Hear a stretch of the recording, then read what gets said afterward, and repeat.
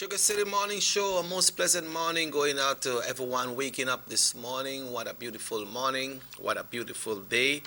A day like today, we would have expected that we would have been at home at this time with strong force winds and also lots of rain.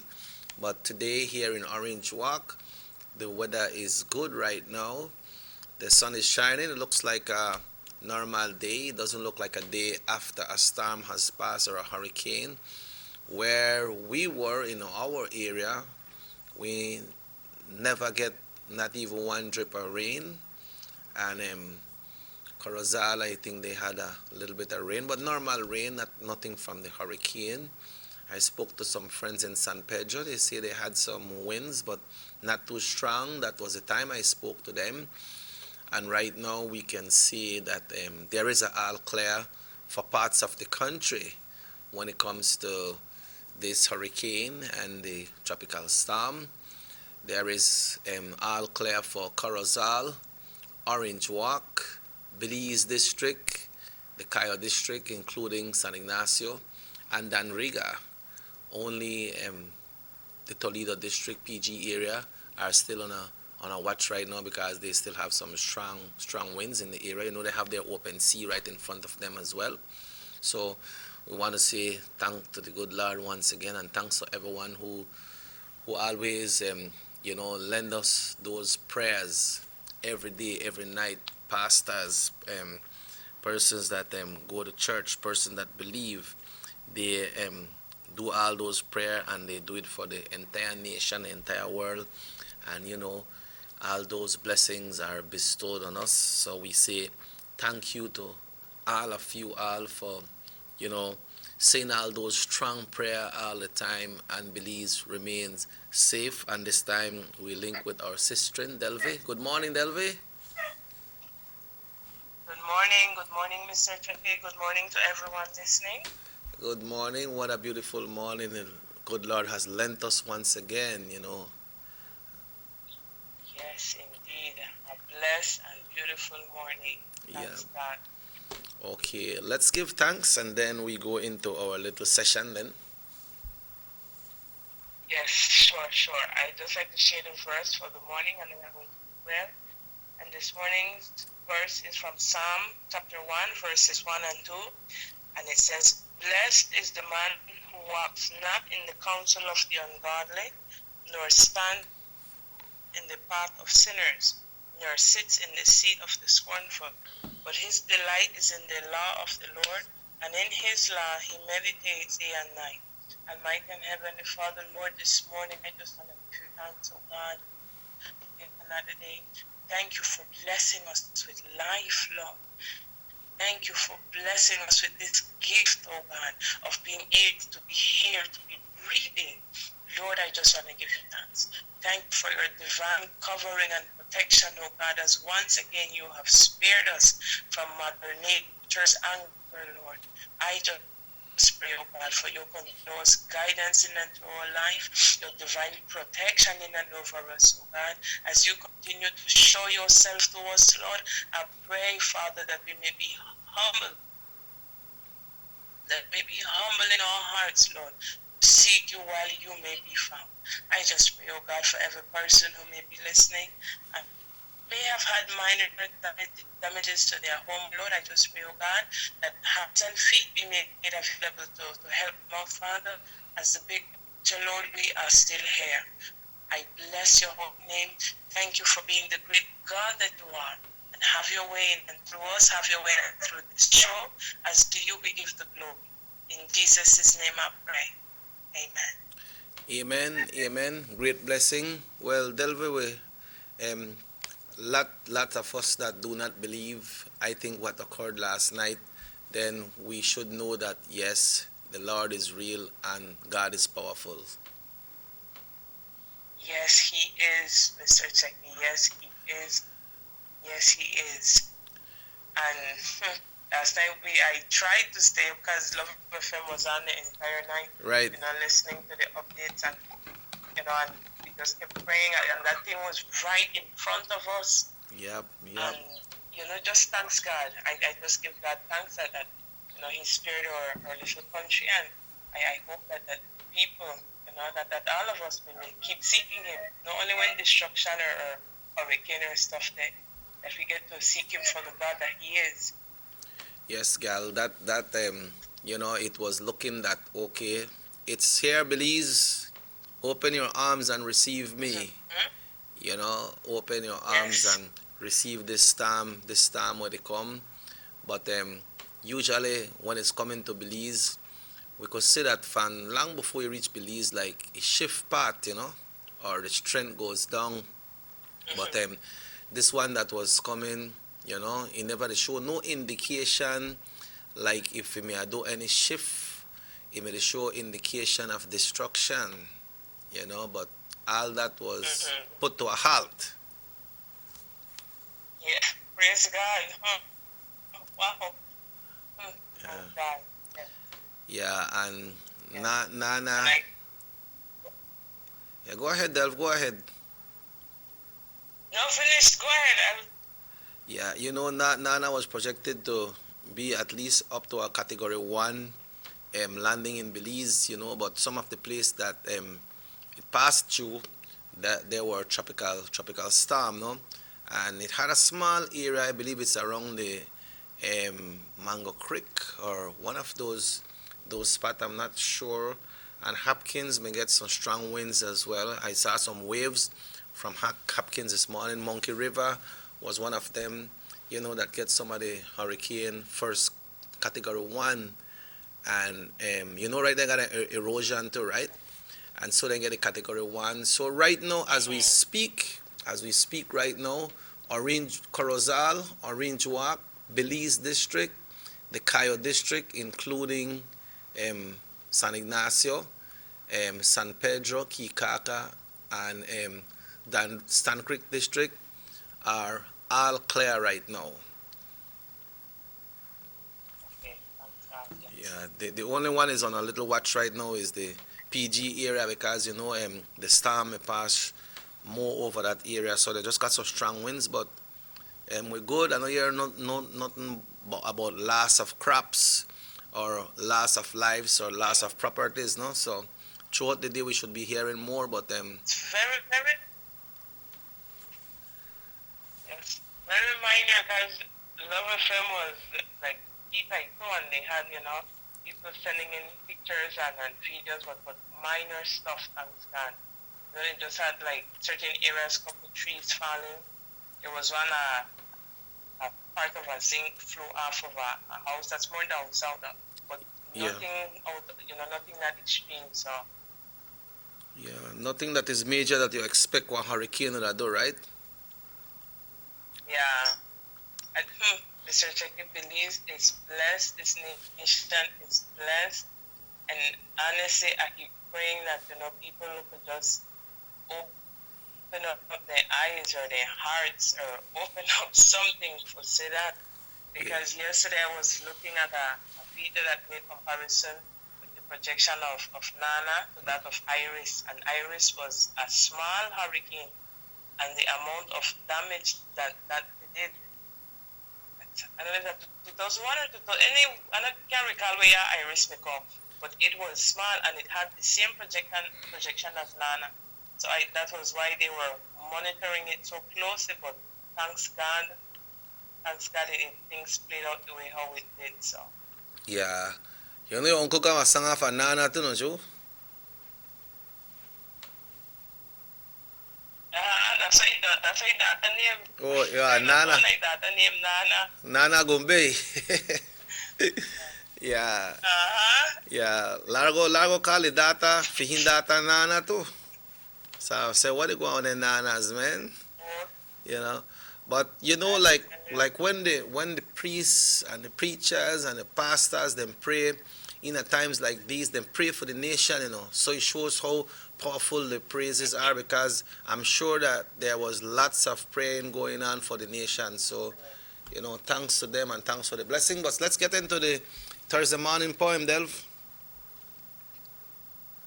Yes, and I am ready with it. Yes, Okay. This one I have it entitled "Brokenness Over Goodness." Brokenness over goodness. Okay. Yes. All right, it goes like this. Having been broken, hurt, and disappointed, maybe once or twice or more, but who's counting? Seeking the acceptance of flesh and blood like myself, when God calling me up on the mountain. I did the best I can, but that didn't seem to be enough. He promised he'd stay forever. Now I don't even see the evidence of his death. I did all I'm supposed to do. I raised my children right. I give them all that they ask for, and I show them the light. But now none comes to visit me, and when they do, there's bound to be a scar. Where did I go wrong? I'm a good person who's gotten so far. But goodness will not save us. It's something I read and heard. Only Jesus can save us, no one but the Lord. For none by ourselves are good enough. We all live by grace. It is His love and mercy that keeps us for another day. But how do I live for Jesus when I've done life so long on my own? How is life without Him? For this place is not our home. We only live once, quite is true, but it is also appointed once for us to die too. Where then will eternity be spent if we didn't live life for Him? Humble yourself, repent, and turn away from sin. For He sent His Son to save us, not that we may perish. In all the brokenness and pain, give it all to Him, for it is not your goodness that He cherishes. Okay, so we're looking at goodness. Not only goodness will save us, but then they got goodness and a badness. So um, is there a threshold between both of them? Goodness, you're there closer, and badness, you're there worse, or the two of them stay on the same level? No, they are not. That's why there is good and bad, quite understood. But there is no one who can say, "Oh, I good. I'm a good person, so I just going to heaven." If we are not living in obedience, no matter how good of a person you are in the spiritual, you're not getting a salvation one if you're not from your sin. And there are a lot of persons who, and not casting judgment, just a general statement. There are a lot of persons who, drink any rum, smoke any cigarette, and they still go to church, Mm-hmm. right? And Yes. they'll be like, I'm a good person. I go to church Sunday to Sunday. I help this one guy through school. I help up pay this one, help this one pay rent and thing. But if we are not living in obedience according to the word of God, then God would prefer our brokenness and say, not, Lord, here am I. I like that really drink. I like that really cigarette. Please help me get past this. But may I come to serve you the way how we were intended to serve. And the Bible says it that, those who are drunkards, those who tell lies, those who give in to prostitution, whatever, they don't enter the kingdom of God. And that's not my word. It's in the Bible, and we are not going to be perfect, but it is better that we come as you are, but God will not leave you as you are. Yeah. But we also have some of us that goes to church, or even not go to church, but just pray and then drink the lee beer and smoke the lee cigarette and do other things that is not in the good faith of the good Lord. I said, no man, I smoke my cigarette, but every time I go, I ask for forgiveness. But then I still continue to do it because I ask for forgiveness again. So what? And then that is where we live by grace, Mr. Checky. Every day, whether you're good or bad, you drink, you smoke, and we live by the grace of God. Right? So the people who got life, the sentence in a jail, and the one who live in our mansion, that God grace that we get up. But when we abuse of that grace, there are consequences. There are consequences. And right now, a lot of people might be thinking, you know what, well, I ask for forgiveness, I'm good. There will be a day when the sky crack open, books will be open, and every person will have to give an account. Right? In the Old Testament, when you do what you're not supposed to do, they stone you to death. They now wait till you do it 5, 6, 7 times. You murder somebody, they hang you or they stone you. You commit adultery, then stone you to the death. One time that was under law. Now we live by grace. Yeah. And when we abuse grace, we have to answer. God will forgive us, but then salvation, at the end of this life, is we not going to be abandoned at salvation if we not come for surrender ourselves completely to Him. But in the eyes, everyone is equal, right? It could be one man or a woman who walk on the street half naked, without clothes, and they have somebody who live in a mansion. They have the big emperors there where they live large and clean up every day, and they say one prayer and so. But when it comes to the judgment day, everyone is equal, right? Everybody equal, and even now, everybody has an equal access to Christ, for talk to Him, for pray to Him. There's no, oh, you the pastor, so God hear your prayer more than me. God hear every prayer who got a sincere heart. And there are some persons who want to come out a bad lifestyle. They say, Lord, see me a sniff cocaine for so much years, I can't take it off by myself, please help me. And God will listen to that person. Yeah, correct. And you don't have to follow nobody, do you know? You follow your own, because you might stand in some situations. You might stand you might stand a better chance than the pastor. Right. So you follow your own path, because the pastor that say, "Make we take one drink, man."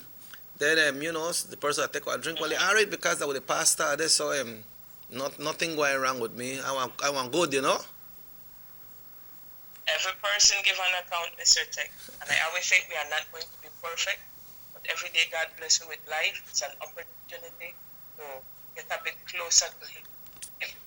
Yep, all right. So the pastor can stay away. Yep. None of that. We know the bash no pastor, No. Thanks for clearing it up. Yeah. It's just an example. Yeah. Because they got some so-called pastor too, because all over the world, but right at Belize too, that sometime way back they had some FBI we couldn't Belize and take off some of them man off for the whether they preaching in the church and say, hey, you need to go back to the US because you do this and you do that, So we just gotta be careful and like you say, read the Bible. Yes, and God will answer. Yes. The way the future Father, we read it and do it. Yeah. The pastor is there to guide us, right? But then you have to make sure that you read the Bible. Well, Dev, thanks once again so much. Have yourself a blessed day. It's a lovely, beautiful morning, and thanks for all the blessings, all right? Yeah. Folks, all the same to you, Mr. Tech. Have a great day. All right, that was Delvi this morning, and we will now be checking in with the busy folks right now. And when we talk about the busy folks, we are talking about our friends at the Belize Met Service. It's not only over this time that we see them all the time and we know that they are busy. They are always busy making sure, not only prepare that weather forecast, folks, but make sure that they are checking the weather out there and see how it is before they start issuing out announcements and warnings. So they are always busy, they are always there, and they keep on informing us. So, like always, we want to say good morning to everyone there, and now we will be playing the forecast for today right here on Nortevision Channel 10. Let me get some volume here.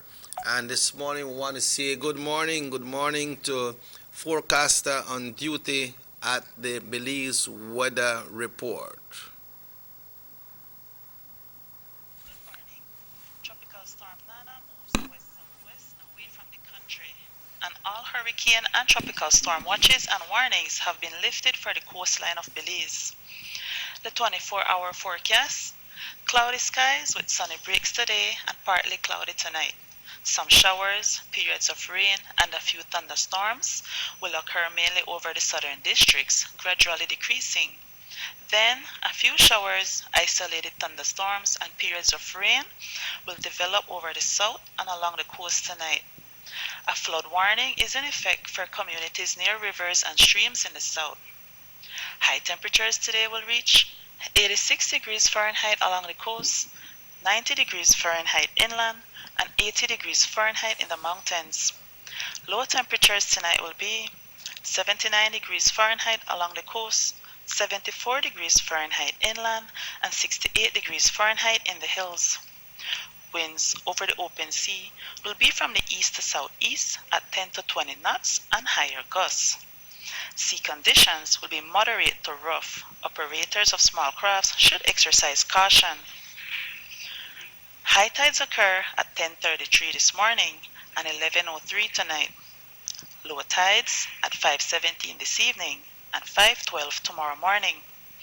The moon will set at 6:46 this morning and rise at 7:20 tonight. Sunset is at 6:05 this evening and sunrise at 5:39 tomorrow morning. The extended forecast: a few showers, isolated thunderstorms, and periods of rain over most places on Friday and mainly along the coast on Friday night. In the tropical weather outlook, at 6 a.m., Tropical Storm Nana was centered near latitude 16.6 north and longitude 89.7 west, or about 150 miles north-northeast of Guatemala City, Guatemala. Nana was moving west-southwest at 15 miles per hour with maximum sustained winds of 60 miles per hour. Elsewhere in the North Atlantic, Caribbean Sea, and Gulf of Mexico, tropical cyclone development is not expected in the next 48 hours. And this has been this morning's weather report from the National Meteorological Service. We thank the forecaster on duty. So we're hearing now they are saying tropical storm Nana. So we know that it has fell a little bit. And as we take a look at the outlook, a few showers, periods of rains and thunderstorms over most places on Friday, mainly along the coast on Friday night. So we want everyone to look at that. But the 24-hour forecast, cloudless skies with sunny breaks today and partly cloudy tonight. Some showers, periods of rain, and a few thunderstorms, mainly over the southern districts, gradually decreasing.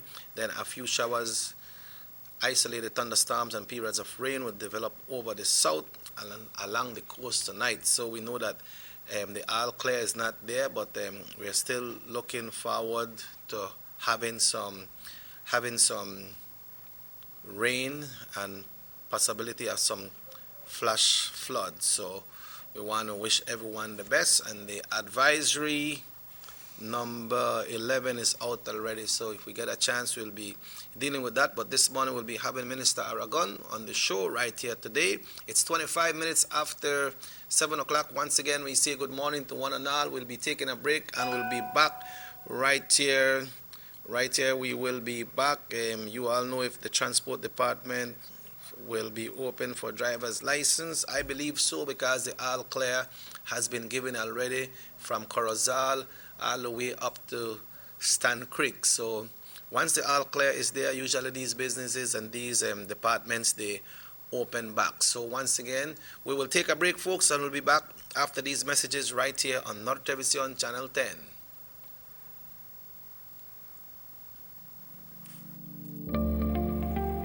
Saltar la frontera es ilegal y coloca a toda la nación en riesgo. Nuestros vecinos, Guatemala y México, han experimentado un rápido incremento de casos de contagio de COVID-19 y hay más muertes cada día. Personas entrando a Belice ilegalmente, viniendo de esos países con múltiples casos, no les están haciendo las pruebas de COVID-19. Es por eso que es importante reportar a cualquiera que entre ilegalmente a Belice llamando a nuestras líneas directas. Para Smart, marque 0800-586-7377, 0800-267-3377 y para Digi, marque 0800-728-3293. Tolerar o participar en entrar ilegalmente es ponerte a ti, a tu familia y a todo tu país en riesgo. Recuerda, cualquiera que sea arrestado deberá pagar una multa de hasta 5,000 y o prisión por 2 años. Detén el salto de fronteras hoy. Este mensaje es presentado por el Departamento de Policía de Belice y el Banco de Belice.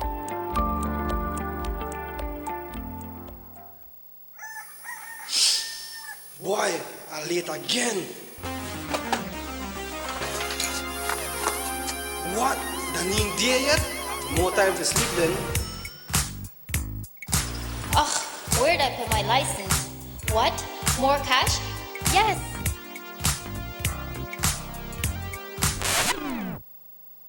Oh my God, that's a huge slice. More for me. Money. Who doesn't love having more of your favorite things? Start your money right. With Digicel's new prepaid data plans, you get more data to do more of the things you love. That's more chats, more snaps, more surfing, more videos, more everything. So go ahead, live your best life with Digi. Whatever that may be.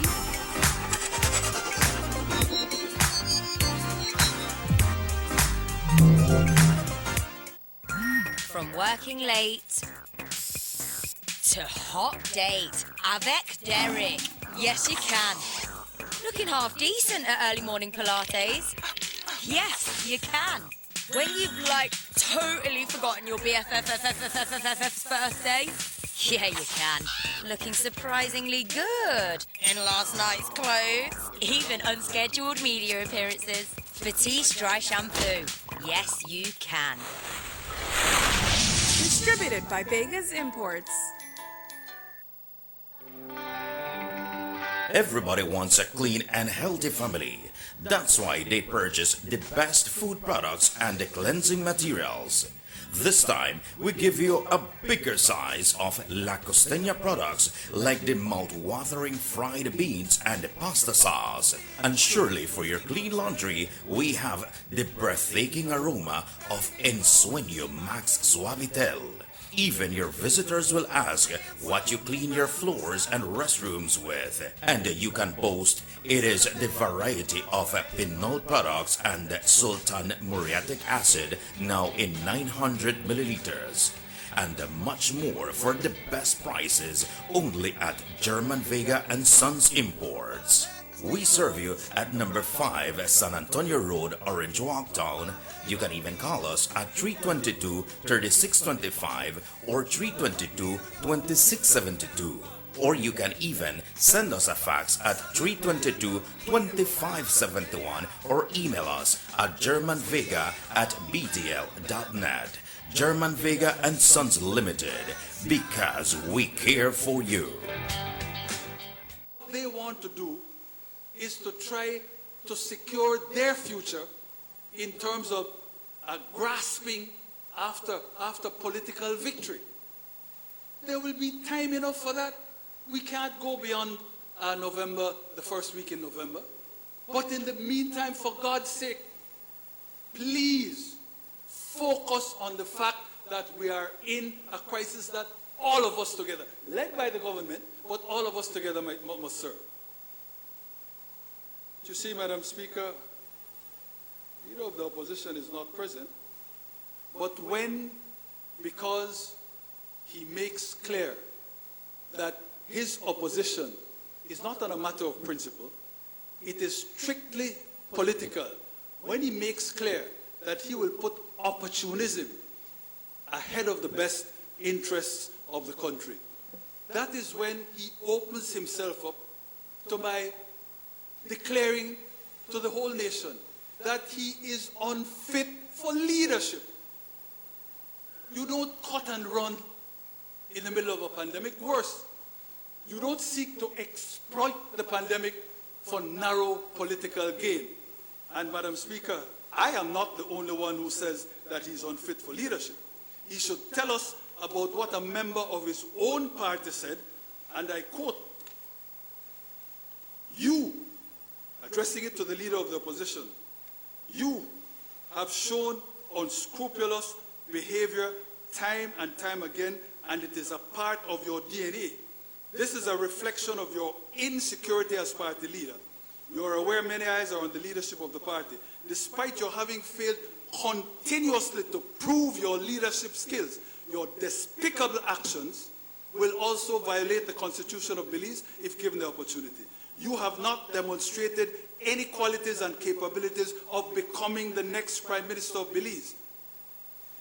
In closing, because of your lack of capacity to lead this nation of Belize and your inability to deliver yourself as a leader, you will now stand to bear all the consequences. Enough said, Madam Speaker.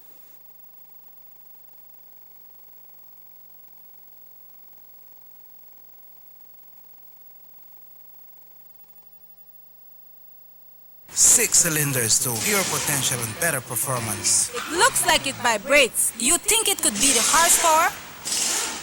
With a quart of oil and the calibration of the injectors, it will start to get the watchers again on the street. We take a motor to its optimal level. We speak machine, Rush France, making the world function. Authorized agent, German Vega & Sons. Telephone number 322-3625. Email germanvega@btl.net. Worried about wearing that sleeveless dress or sexy bikini due to unsightly ingrown hairs, razor bumps, or burn on your legs, underarms, or bikini lines? With Tenskin, those worries are a thing of the past. Just apply Tenskin and you'll be surprised at how quickly it works. So regain the confidence to go short, go sleeveless, Go Tenskin. Visit us online at gotenskin.com. Distributed by Vegas Imports.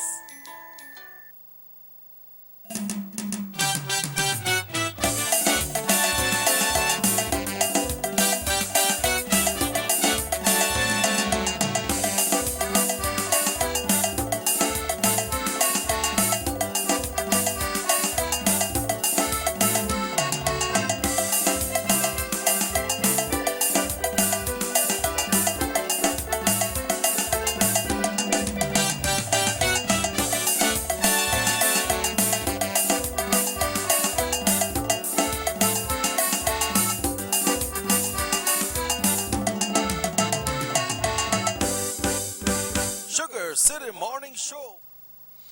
Welcome back to the Sugar City Morning Show. It's exactly 26 minutes away from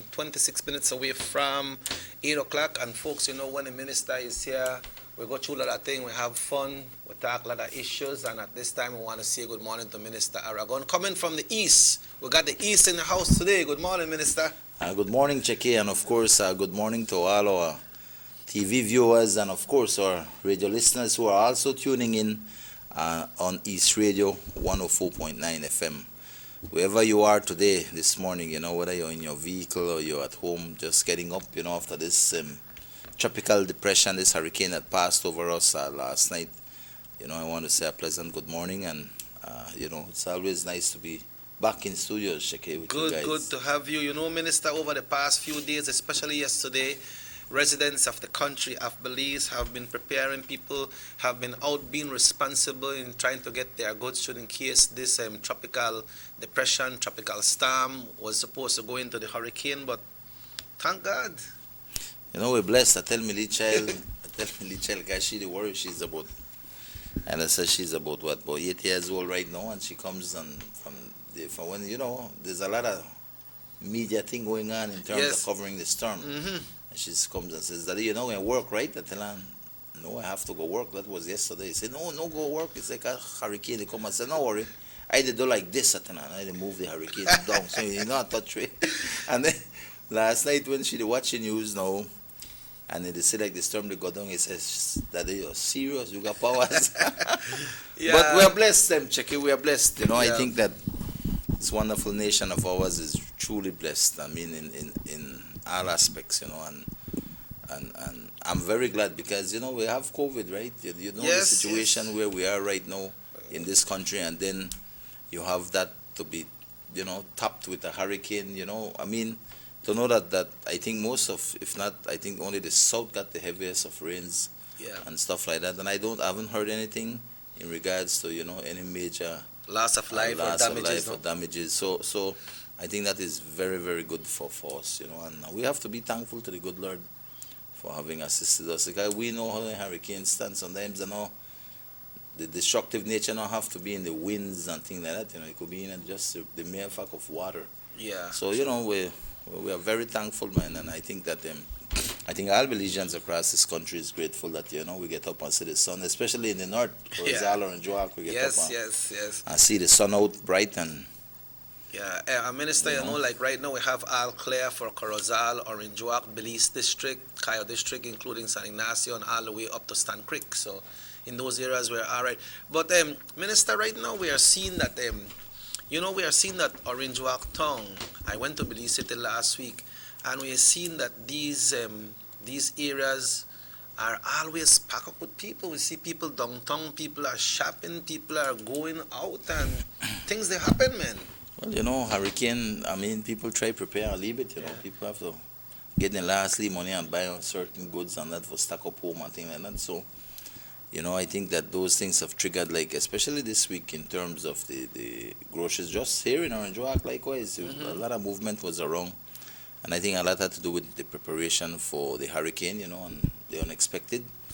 So, you know, and I think in the north, likewise, Shaki, I mean, people have not discussed this a lot, but definitely from what I can see, and I know that, and this might be a very old statistical figure in terms of dollars, but approximately I think it is estimated that Belizeans spend about $100 million a year in Chetumal, right? Lot of money. And I think all that money right now is now being spent in Belize, staying home, and I think that has done well in terms of Orange Walk and in terms of Corozal. Our money is staying at home. I know Corozal for a fact in terms of the free zone. You know, a lot of people are not working because that free zone is closed. We know it closed right now. We tend not to remember it, but it is a stark reminder of the amount of people who are unemployed right now. And I think that you have good positive things that have come out, and of course negative things. Unemployment is one with this COVID, but at the end of the day, I could tell you a lot of money is not going out the country again. And I do think that after this COVID is over, we have to look at these kinds of things to ensure that we do our best to keep our monies at home. You know, when you look at that, and sometimes you might say, well, will I go to Chetumal because I think it's cheap and that? Be very careful. When you watch the figures, and also you spend more sometimes for certain things, but you feel because in a pesos, you know, you're not worried. But when you add it up, I think it adds right up to nearly as good as you buying your product here in And some things are more up. Yeah. But apart from this hurricane when the communist, we can see that the north is very busy. You know, we can see circulation. You can see all those shopping centers. People are buying. So what I would like some of these persons to do in these shops is to, you know, start improving on services that we are giving to people. Try not to jack up the prices of some of the items. Right. So if the time comes that the border will open back, then people could wait, like what you say, right? Spend the money here. Yeah, correct. It's all about service. I think it's all about having the products here for people. You know, and I think the government has to do something likewise because, listen, you have a lot of importers who bring these things in and pay them taxes and pay, you know, and at the end of the day, I think if business people across the board in terms of those who are importing and those who are retailing, I mean, at the end of the day, Belizeans are spending money here, you know, even if you have to pay a little bit more, only 50 cents more per one thing of shampoo or it's worth buying it here. Buy it here. Because then you have to go wait at Chetumal and that. By the time you go and come back, the amount of money you spend, check it. I do think that it is important because we need to have a conscious effort to work in ensuring that we keep our dollars at home. And that is the kind of thing we have to look at. And I'm hopeful that when this thing, COVID, is over, we can look at these kinds of things. Because you know what, $100 million being spent out there? I don't want to leave it the money. Yeah. We need that money if we stay home. A lot of money that is spent out there. Minister, well, I don't know how much, I don't even remember the figures good, but I think it's a hell of a lot of money that is spent out there. Yeah. You know, checking and not only Corozal or Georgia, Kenya, so you got people from Belize, from Cayo, all over will come up. Yes. You know, true, yep. Serious amount of money when you think about it. And when you look on when you look on the Easter holidays, well, I see you go back Jonosha and place there, so you stay home. Yeah. But for the time, Minister, you can't get one hotel that Chetumal. Fan whole Thursday, everything just jam. That's right. Just full, and you know how much money they got there. But let's see how what steps the government will be taking when the border get for open to encourage persons to stay home. But Minister, We had this whole thing with the registration, because registration continues. Yeah. And we had the transfer of electorates from one division to the next. And then what happened is we know that I believe you were around the court area sometime in the week. What transpired? Right. Well, what is happening is that, there's a process and everything. I think for the months of July and August, these periods were transfer periods, which allowed anybody who were living in a certain division and wanted to transfer. That means, let's say you're going to live the east side, for example, and you've been living there and you qualify for transfer, then you had an opportunity to go into election and boundaries during the months of July and August and transfer your vote because you're residing there. Throughout that this period, I think the first month of July went well. This first half of August, we ended up going to court. The PUP took, I would want to say, what they would term and classify as UDP supporters who have transferred and they believe that they do not reside in the area. So they took people to court on that. I think they basically took 19 challenges to court. We took about 6 challenges off them to court likewise, At the end of the day, we went to court for 2 days because, it's a process that takes place in court. They had their lawyer and we had our lawyer. Likewise, Johnny Briseno also was out there the second day. And definitely, what happened is that we basically looked at what was, they presented their case, the PUP brought up cases, and really, I sat in court, and I listened to them. And you know what? It really highlighted the fact to the extent of what they will do. Then they will take pictures of people at the election and boundaries. People that goes on transfer. Yes, people will go on transfer. They take pictures of anybody within they suspect might not live there. They don't know, once a UDP carried in, they want to take pictures of people. They video people, they follow people, in their vehicles, videoing them, taking pictures of all the stops and they did a lot of things like that. And these things came out in court checking. They came out in court because, then they try, and everybody that they put on the stand, the PUP, were paid PUP lackeys, and worked directly with Kevin Bernard. And so they were hired guns to a large extent, trying to go there. You had Miss Sylvia Gillett. Everybody knows she's a fanatic PUP supporter. He had people from the town council. This is the extent of where he goes. He had people who actually work as traffic wardens out there, were supposed to do their job at a different place in the town. He had those people actually not working for the town council, but rather working for him. They follow people and all of these things, going to video people, take pictures of people. When I looked at all of that, I realized the extent of what PUP does, because a lot of people talk about it, and we know for a fact that he keeps taking pictures of people who go register and transfer. He don't care who, he take pictures, and to me, this is where I have a fundamental problem with that.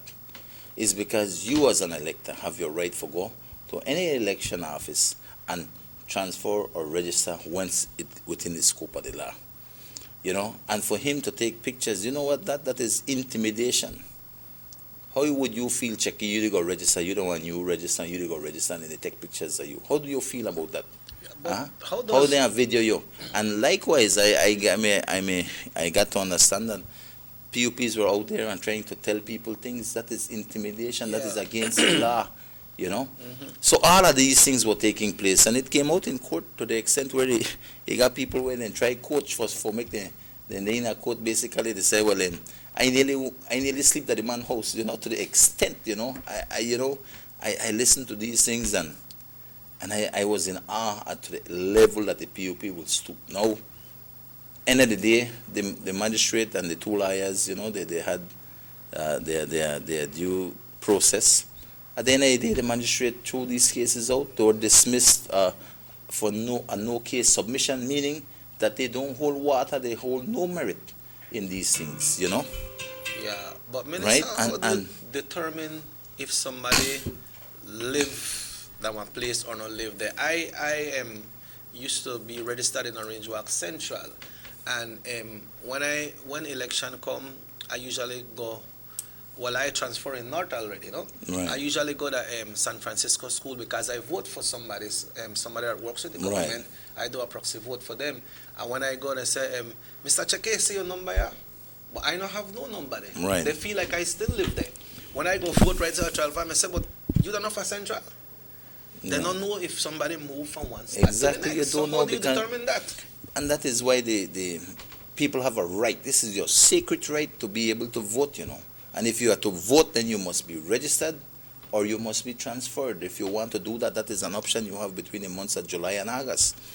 But when you have the PUP go to the extent of doing these things that I'm telling you, and they have done it time and time again. Right now, the mayor has a case at the Supreme Court. I just checked with the lawyers, and they're telling me that the Supreme Court was on break, and they will resume in September, in this month. So hopefully those cases come up. But he has a pending case in court because of all that he has done last year, where he take pictures of people, he put them on Facebook, he did a whole series of things, and these, I think, 2 persons took him to court. So he has cases at the Supreme Court right now in terms of this very same manner that he behaves in terms of the registrations and transfers. This year was no different. This year was worse. They basically literally have they follow people all over the place. And he has paid employees from town council doing this. And this is the another sad part of it, because he not got like a hire he own people. He uses people that are working under the traffic office department that he has. He have other people that are working for him directly in town council, being paid by town council funds and putting them to do his political work. And all of these people are fanatic PUPs. You could watch them with their bands mark PUP, their face mask PUP.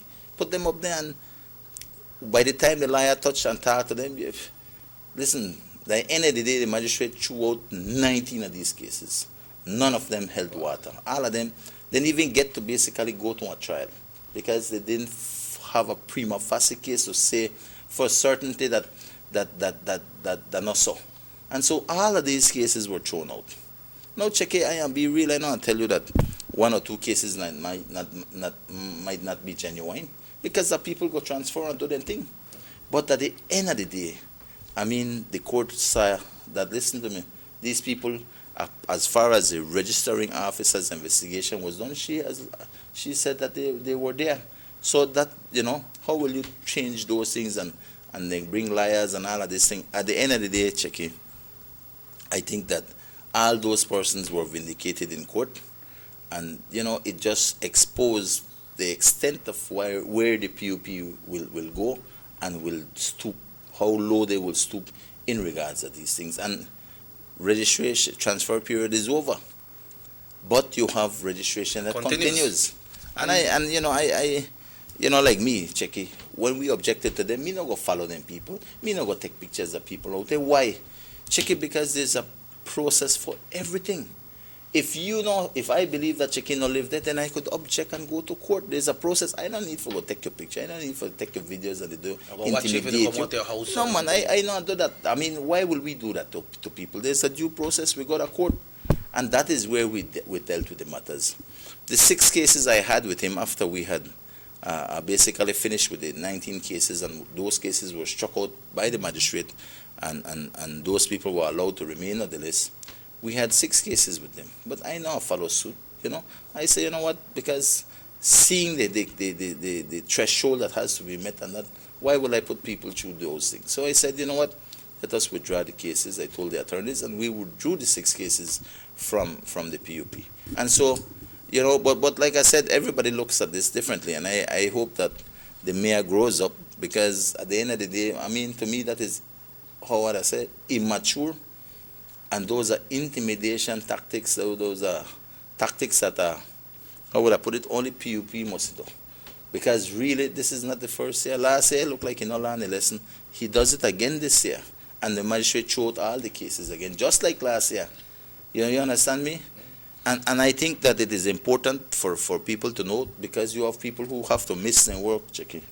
People have to, take time to be there and standing up out there for 2 days, etc. They're not joke, Because once you're summoned by the court, Yeah. you have to report, right? You have to report. And then there's a lot of other people who just decide that, you know what, me even ain't got time for waste with this, for go to court, etc. So then they decide not to do anything. And then they are basically taken off the list, So at the end of the day, I always say, listen to me, people vote when they want to vote. Oh, you don't stop the people. And furthermore, Chicky, when you look at transfers, you don't know the lives and the business of every person out here in our constituency. You in the whole town, for instance. I don't know what is Checky live right now. I didn't even know you say you may live back here. I know you're there or not, right? Yes. People don't know you move, Checky. No. A lot of people must have said Checky there at A Central. lot of people usually go back, they go look for me. You understand me? They don't know your personal life. They don't know that maybe you may married and now you're going through a problem and you know they stay there again. You're left and gone there, and hopefully maybe your problem fixed and you come back home. People don't know what is happening with your personal life. They don't know where catch you, or maybe you get one better deal here, so you gone there, or your daughter end up the Ghana Belize sitting and study, so you decide, you know what, make she stay the Belize sitting and I'm going to stay with her. And now you could register in another year. People don't know these things. And or maybe you buy a property in a different area. You understand me? Right? A lot of things happen, and you could have 2 properties. And the law gives you, wherever you spend most of your time and wherever you choose to register, you can register, or transfer to.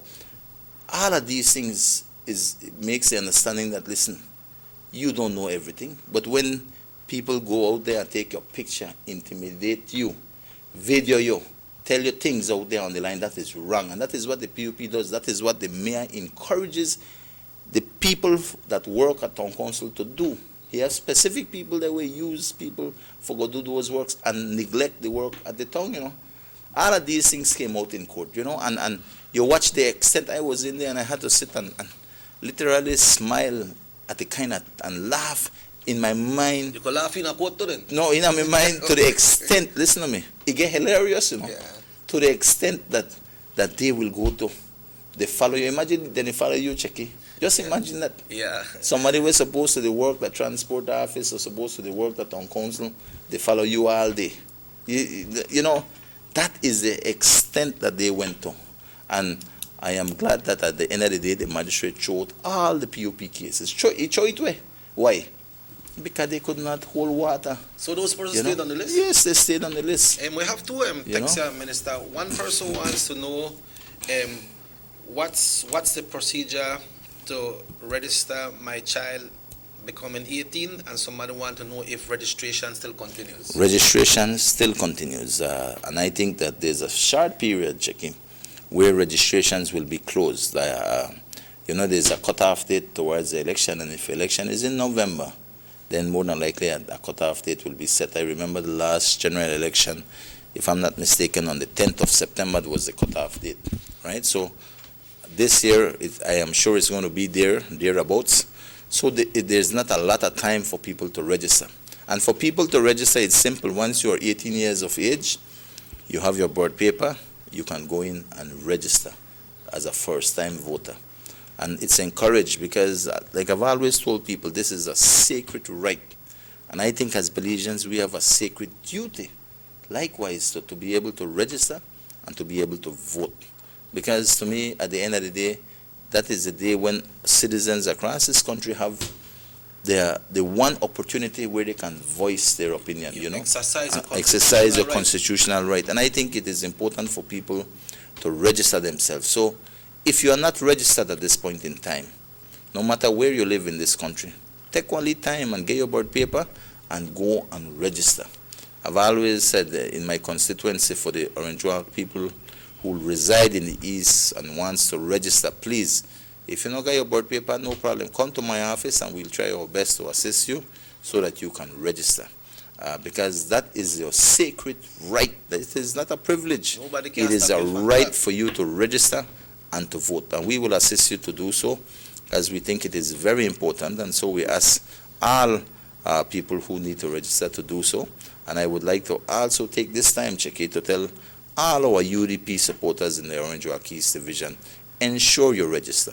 Take a little time and go out and register. If you need anything, any issues there in terms of your birth paper or whatever, kindly stop by at the UDP East office, come in, so we could work on that and be able to have you registered to vote for the upcoming general elections. You can also call our office at 322-3278. That is 322-3278, and our people will be there to take your information down, etc. And we will look at seeing how we can do to get you registered for this upcoming general election. But this is important, Checky. This topic that we have touched, very important. I know the PUP also challenged, I think, 103, 108 cases, I don't remember, 6 cases in Kaya, you know. And all of those cases were basically, I get to understand the PUP didn't even show up for the case, so they were all struck out. Yeah. You know? Minister, there was a audio clip going out. Someone claimed that they are your secretary and you have somebody by the next line. I don't know if you hear it, but then it's somewhat a little bit wishy-washy. I heard it. Somebody had shown it to me. I put out a statement yesterday, Checky, in regards to that, and I think the Channel 5 did an interview with me, and they wanted for me to elaborate on that, and I told them I will not, because I will give that no credence. That is a recording that has been done. You can see it is edited, doctored. Of course, at the end of the day, they said they spoke to one Brisa.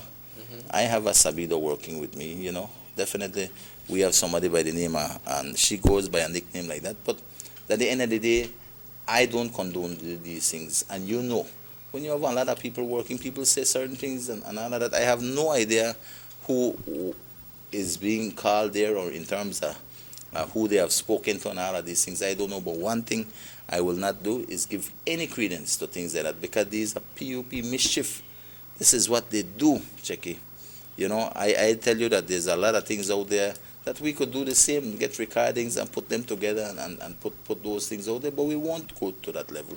Because to me, that is just petty. And we will move on away from that. To me, the most important thing, and that is why the court cases that you saw that were held in court this week, in terms of Monday and Tuesday, you can clearly see the mischief that the PUP is up to. Imagine and they follow you. Imagine they take pictures of you, check it. That, I mean, it got so ridiculous. Like I tell you, one of the witnesses for the PUP, they basically claimed that she nearly sleep with the man in her house. You know, that's how ridiculous it was. You know, I know they lie you. This is true. Man. Yeah, true stuff. You know. But sleep good, man. But that is to show you the extent of where the PUP is prepared to go. You know, and the mayor put them people up there because they are paid lackeys by the mayor. So, you know, and basically everything came out in court. Everything came out there. And at the end of the day, the magistrate threw these cases. So on both sides, everyone stayed on the list? Yes, everyone stayed on the list. You understand me? But why you put people through these things? This is why, you know, this is how PUP do it, you know. It's all about intimidation. But at the end of the day, the very same people they have taken to court are the very same people that will end up having to vote on election day. And I hope they know where for do. You understand me? And understand what has transpired. Because people have to miss work, disrupt in 2 days. You know what that, especially if you're going to catch and kill job, you know what that they cost you for miss work and things. So, you know, all in all, the objections were won, 19 cases were won. And apart from that, we had, I think, about 8 cases of appeals that were also won. Yeah. You know, but so this is the thing, Checky, and I do think that at the end of the day, people must understand these things. And I've always told people, you know, your sacred duty in terms of your right to vote, nobody's supposed to intimidate you about that. Nobody. You know, and I've always said people, because we have people who are still registering. And if any PUP tell you anything on that, listen to me, you report them to the police department, because they should not be doing these things. You know, the mayor already has a case at the Supreme Court, and definitely the only way this can be stopped is if people don't take it lightly when these things occur to them, you know. Minister, it's 8 o'clock. We need to take a break. Folks, you're listening to us on the East Radio 104.9. We want to say good morning to the wonderful people of Orange Walk East. Good morning. When we come back, the lines will be open at 302-2170. That's 302-2170. You can also send a text message at 600-5769. You can do it by regular text or by WhatsApp. So Minister Aragon.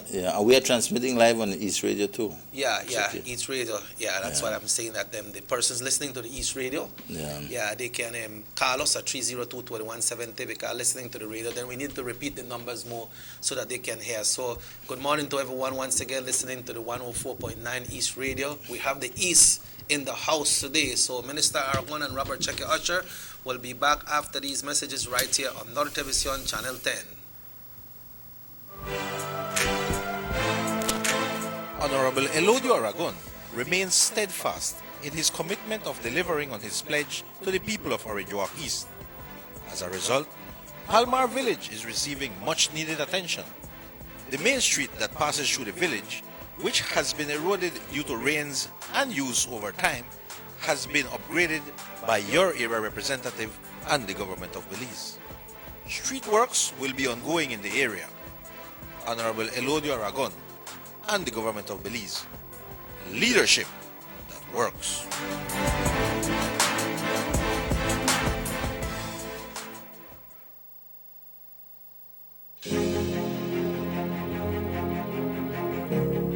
Since 2014, Honorable Elodio Aragon has been quietly and consistently assisting deserving residents of Orange Walk East through a pantry program that he put together using personal resources and also with the support of generous business persons. It started with the distribution of 100 packages per month and has now doubled to 200 packages per month. The packages comprise of rice, beans, flour, and sugar, which are staples in any household and a great help to the recipients. During the state of emergency in the month of April, Honorable Aragon also prepared and delivered 3,000 food hampers to residents of Orange Walk East. In the first instance, 1,500 parcels were delivered, followed by 1,500 more 2 weeks later. This was done because Mr. Aragon was aware of the hardships some of the area residents were going through due to the COVID curfew.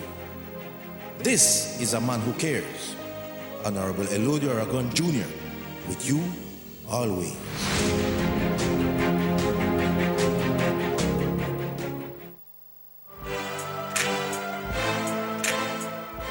Development comes through vision, dedication, and hard work. These qualities possessed by Honorable Elodio Aragon are in full display as he embarked in a project to open new streets in Carmelita Village. This will allow access to new landowners to their own little piece of the jewel. Honorable Elodio Aragon Jr. and the government of Belize. Leadership that works.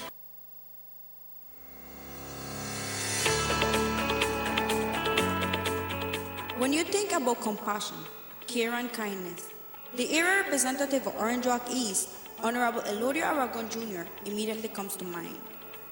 He has demonstrated through dedication and hard work that the people he represents are his priority. His work in Orange Walk East to deliver goods and services has been never-ending. Infrastructure, streets, water, land, social assistance, sports, and education are areas in which Mr. Aragon has focused and delivered to his people in the Orange Walk East. Honorable Aragon has lived a life of dedicated service to his country and people with an excellent track record. Orange Walk East deserves the best. So, for continued development, vote for Honorable Elodio Aragon Jr.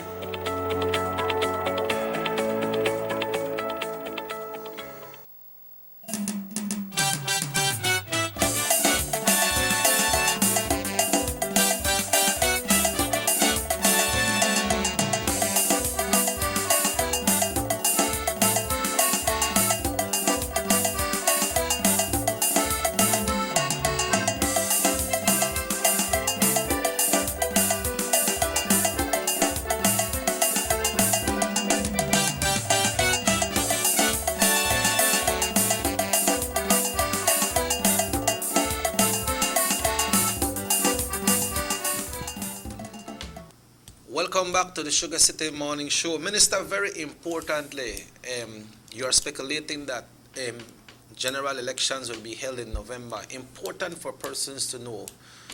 How long more we got for persons to register that has become 18 and haven't registered yet for them to get on the list to vote in November? Well, there's a cutoff date that has to be done, right? Every general election, every town council election, there's a cutoff date that the election and boundaries determine. And that date that is determined by election and boundaries is what they call the cutoff date. That means that anybody who have registered thus far up to that date will be eligible to vote in the general elections. You still could register after the cutoff date, but you will not be on the list to vote for the general election. So this is very important, because a lot of people not study it. Yeah, but I'm telling you, the cutoff date will have to be sometime in September. I still don't know the date because election and boundaries will have to put that date out there. If the elections is in November, then the cutoff date has to be sometime in September.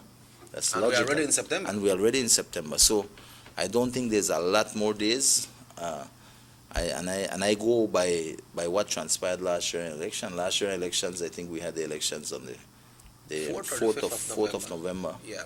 And therefore the cutoff date, if I'm not mistaken, was the 10th of September.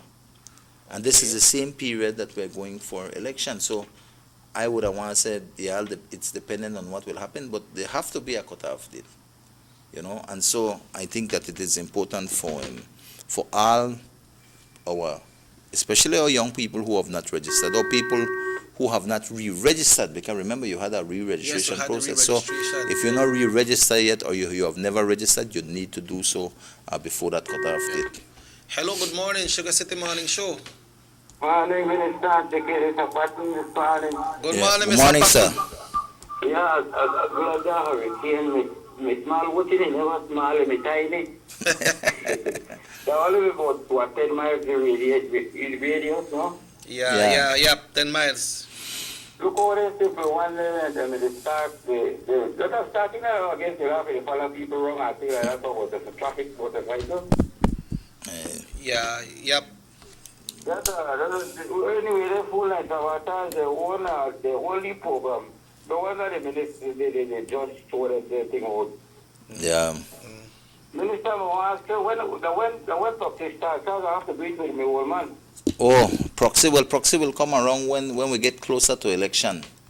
Then you can, proxy is a process where there's someone who will not be able to cast their vote because of the duties that they do, and this usually go for customs, police, BDF, anybody who will not be able to, who is working for election day and won't be able to vote, cast his or her vote, they are the ones who can then issue a proxy for someone to vote in their place. Yeah, because my old man here, he's disabled, he can't move right now, he can't move. You usually vote for him, right? Yeah, but then every time election I have to Karen. go through one process. Yeah, you have. I don't know if it changed or I don't know when the proxy, I forget well it's been since so Yeah, the proxy vote is for people who are in service, right? So, and if usually they ask that the person goes and then you could vote for one there. But So the you proxies don't know are if that from. could happen for Mr. Aswal Patton? I'm not sure. I'm not sure. I don't think so though. But you usually You have vote to for him, go right, there Patton? personally. Yeah, usually vote for him, but I think I might have to tell a witness to prove that he can't move it through. Well, take a little time today, I go to election and boundaries and check, man. Yeah, we'll find out. Because I got the time for that. He don't re-register already? Yeah. All right. Go to election and boundaries and check it out, man, Patton. All right, I'll do that. Yeah. Ah, Sorry about that. Minister, he Yeah. said good morning. It's good to have Mr. Aragon in the house. And what about Danny? Danny need to say something because he will represent us in Central. Well, Danny, that's his prerogative when he decides to come on the show, right? But you are doing your part. Yeah, man, and I think it's important, Chicky, I've always been here every Thursday because it's important for us to highlight these things because, I mean, when we, like, for instance, we gone to court, I never gone to court because of me, I went to court because of the people who were being objected to represent, because at the end of the day, we have to support these people, especially if those are the people who are registering or transferring. And so that is where we go. And that is the difference between myself and the mayor, He's out there intimidating. He's out there doing all these kind of tactics and mischief, trying to discourage people from registering to a certain extent. That is the way I feel. When you go there to take picture, people feel bad when you go register, and then they worry that somebody take them picture and all of these things. Or people on the line intimidating them, telling them, listen to me, I carry the coat and this and that. These things are terribly wrong. But he does that. He does that. He have people who do that. And people even tell me that he gets to the extent that he call people personally and in a threatening manner, basically they try to scold people. You know, big people, I tell you, big people, check it, are people who even me have to call sir, you know, or mister, because they're our seniors, you know. You grew up with that you respect, understand right? me? But you know, these are the stories that come to me, you know, and I look on these things and I say, my gosh, I can't believe that these things are being done. I don't go down that road because you have your day in court. Due process is allowed by law for us to go to court and object. And then in a day, the magistrate will decide. That is what happened. And again, he lose all the cases just like last year. And last year, he ended up getting one case at Supreme Court for what he was doing people. This year, nobody came on a court as far as I know yet. Nobody saw. But the fact is that it came out in light in the court. Basically, they expose themselves as to all the mischief that they do, trying to go out here and intimidate people, etc. But I'm glad all of that was thrown right out the door and put it in a garbage bin where it belongs, you know. And we have to champion the rights of our Belizean people, you know. We can't sit back, and that is why I go to court. I go to court for one, learn what is happening in court, to understand the process that is there, and to support these people who are transferring. Like I say, thousands of people transfer across this country, you know. During the transfer period, thousands transfer. True that, yeah. How you could know where everybody that you know the lives of people? You don't. I know they said that they ain't one or two or a couple people where might transfer for other reasons other than not living there. But to a large extent, people they move. People live in a dynamic area. They move. You understand me? And this is why we have to remember that this is not a privilege. You know, this is a sacred right you have as a Belizean to vote, and we should not disenfranchise anybody for go transfer or for go register, because at the end of the day they are Belizeans and they have to vote. That's their right and not a privilege, and that is why I'm out there defending the rights of Belizeans. Yeah, somebody wants to know if the minister will have anything for the 10th of September, because we want to see Judges EDA celebrated. Well, we have to say what we do, because Cheki, that is a very important question, and I'm glad that they have brought it up, because September there, Cheki. I make we be real. I heard the leader-elect Patrick Faber talking about September celebrations, because as being the minister responsible for Nichi is by right responsible and culture. He's the chairman of the September Celebrations Committee. Yeah. And what is happening is that I think Belizeans across this country, I think if they are following up, I think he laid it out in terms of some of what will happen. But Cheki, the truth of the matter is that because of the state emergency, because of the fact that we can't have large mass gatherings, that means, you know, Belizeans, what September, what for we? There no party time, there no jump up time, there no come together time. You understand me? Because we love that. This is some time people come from the United States, flock to Belize for these celebrations. Right now, that not they happen. And so I foresee that maybe I met a friend yesterday. He said, "Boy, Aragon, I think this September be like the 4th of July. Everybody just stay home and have their party with their friends or family. Barbecue and watch the fireworks, if they will have fireworks. So because I know most of the fireworks are handled by foreigners, you know. Yeah. So my thing is that definitely, and I think this is a concern with that call, and I think it's on the minds of many Belizeans. What will happen the 10th? What will happen the 21st? You know, if this thing progresses where we can't have these large gatherings. Will the ceremonial events in terms of the raising of the flag and all of these things take place? I personally believe that these ceremonies should occur. We can't have it in mass, but to a certain extent, maybe we could still have the ceremony of the flag raising and all of these things. Definitely, I don't see mass gatherings being something that will happen this year. So it is something that we have to adapt to. Yeah. Because we are in COVID, and the last thing you want, that will go out there, a couple people with COVID, and the whole next day you got so much more. The spread is even greater than what is happening right now, because we already jumped the 1,000 mark. Right? Yes. And so are detected cases. So that's still something to be wary of, to watch, because I know some people who have COVID. I've spoken to them on the phone, and they have told me, man, this is nothing nice when they got you. Thank God that we don't have a lot more people that dead. People get cured, Minister. Yes, and they are getting over it. Yeah. But that's something where they said they don't wish on nobody can have respiratory problems and things like that. And especially people who have underlying health conditions, it is obvious that they are seriously affected. So this September celebrations will be something that I'm not sure to what extent we will have, but I am sure that the municipalities across this country, the September celebrations committee will come up with what will transpire.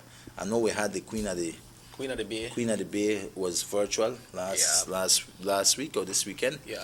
So at least certain things are happening. But I always say, at the end of the day, we are Belizeans, Jackie. Yes. And as Belizeans, man, I believe we have to come together for remember our independence, remember the St. George's Day. I remember all the great things of why we are Belizeans in the month of September. Yeah, I remember. And so we have to do our own thing, In your dad days, we used to go to Your Creek in the morning and have a little gathering there at Mr. Juan Blanco house, and a parade there, and in the afternoon we call Orange Walk and parade as well. Again, yeah. But Minister, talking about everything, the Prime Minister had a press conference last week, Friday, and he mentioned that the airport will open on the 1st of October. What's your take on that? Well, I think we need to open it. I truly feel that we have to. I think once we put the certain procedures in terms of the precautions, in terms which I talk is about the testing, right, when foreigners land and all of these things, I think it is necessary. We have to move on. I mean, to a certain extent, we have seen where this COVID virus, this pandemic has impacted on our economy. The economy is there right now, and it's sustaining itself right now. But remember, government has to continue paying over 20,000 workers, huge wage bill. That is not a small wage bill. Huge. And apart from that, it's about running the country. Yeah. That are only employees, you talk about the police, we burn gas, and the other ministries, and all the other expenses that come in managing and running the government. So definitely I feel that we need to open. The question is, what will be the procedures in terms of the testing to ensure that we minimize the influx of the virus in this country. That is, to me, the greatest and most important part of how we go about preparing for the opening of the airport. But it is important, Checky, when you look at the tourism sector, much people not working right now because of the tourism sector. We look at all the tour guides, you look at all the hotels, all the taxi man, all the people who make food, all the caterings, everything that goes towards that. It's like a web, and everybody in this web is being affected because of the airport not being open. Yeah, well, by the airport opening, people are saying, who will come to Belize? But the Prime Minister said that we have 3 major airlines that are already confirmed that they are coming to Belize. The thing one is American Airlines, we have United, and I think it's Delta. They are coming to Belize. I saw people want to come to Belize. Yeah, people want to come to Belize. No, goes fool you. If I'm not mistaken, they had told me that the flights that were set for opening in September here, the flights were already booked for 2 weeks straight. Right. You understand? Hello, good morning, SugarCity Morning Show. Morning, Chucky. Morning, Minister. Yeah, morning, brother. Just want to tell the Minister, thanks very much for the lights we put in at the Pasadena area. He really lights up this area and really make it continue to do that work that he does. Keep on working hard. Right. Okay. Thank you, Carla. Thank you. Working. Minister, I was seen in San Pedro when persons were coming out from San Pedro. I'm not sure it's from the Tourism Association, but they are taking real good measures of persons going out because they say they want to try to see how they can keep San Pedro very safe, especially when the tourist day comes in as well, and Belizean as well, no? Yeah. Because we have a lot of big destination in our country, but most tourists like to go to San Pedro and Titicaca and Placencia, so it's good from them.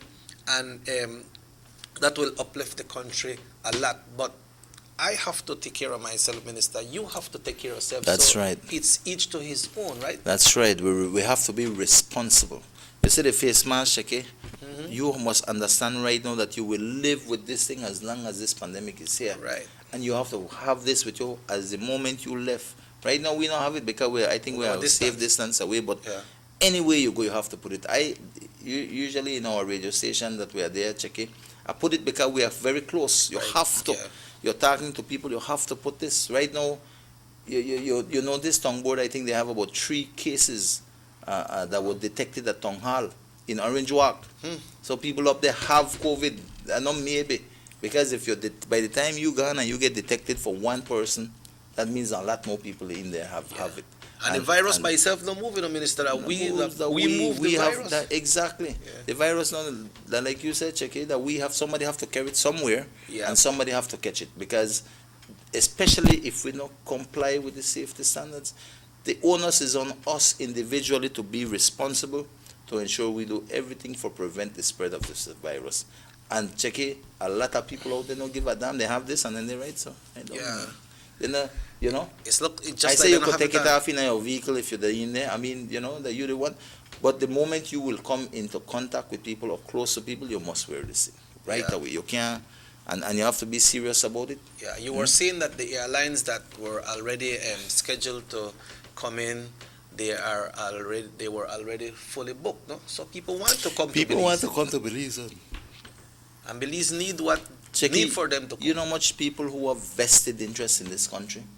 You have people who want to come because they have family, friends here, people who already had their holidays booked and all of these things. They have people who just want to come to this beautiful country of ours. You got Belizeans who want to return home. Yes. You got people who, for business needs to travel out and back. Watcha. You know much people are coming for this September celebration right now, Minister? You know what I mean? Yeah. I got people right now, they were sorry, they're sad that they can't there for September. Yeah. But, and if you look at the great United States and I see some other nations, like they open up slowly too. They're opening back slowly. Their flights are still going and there are still people movement. They have basically come to the realization, listen, everybody must take responsibility for their own health to a large extent.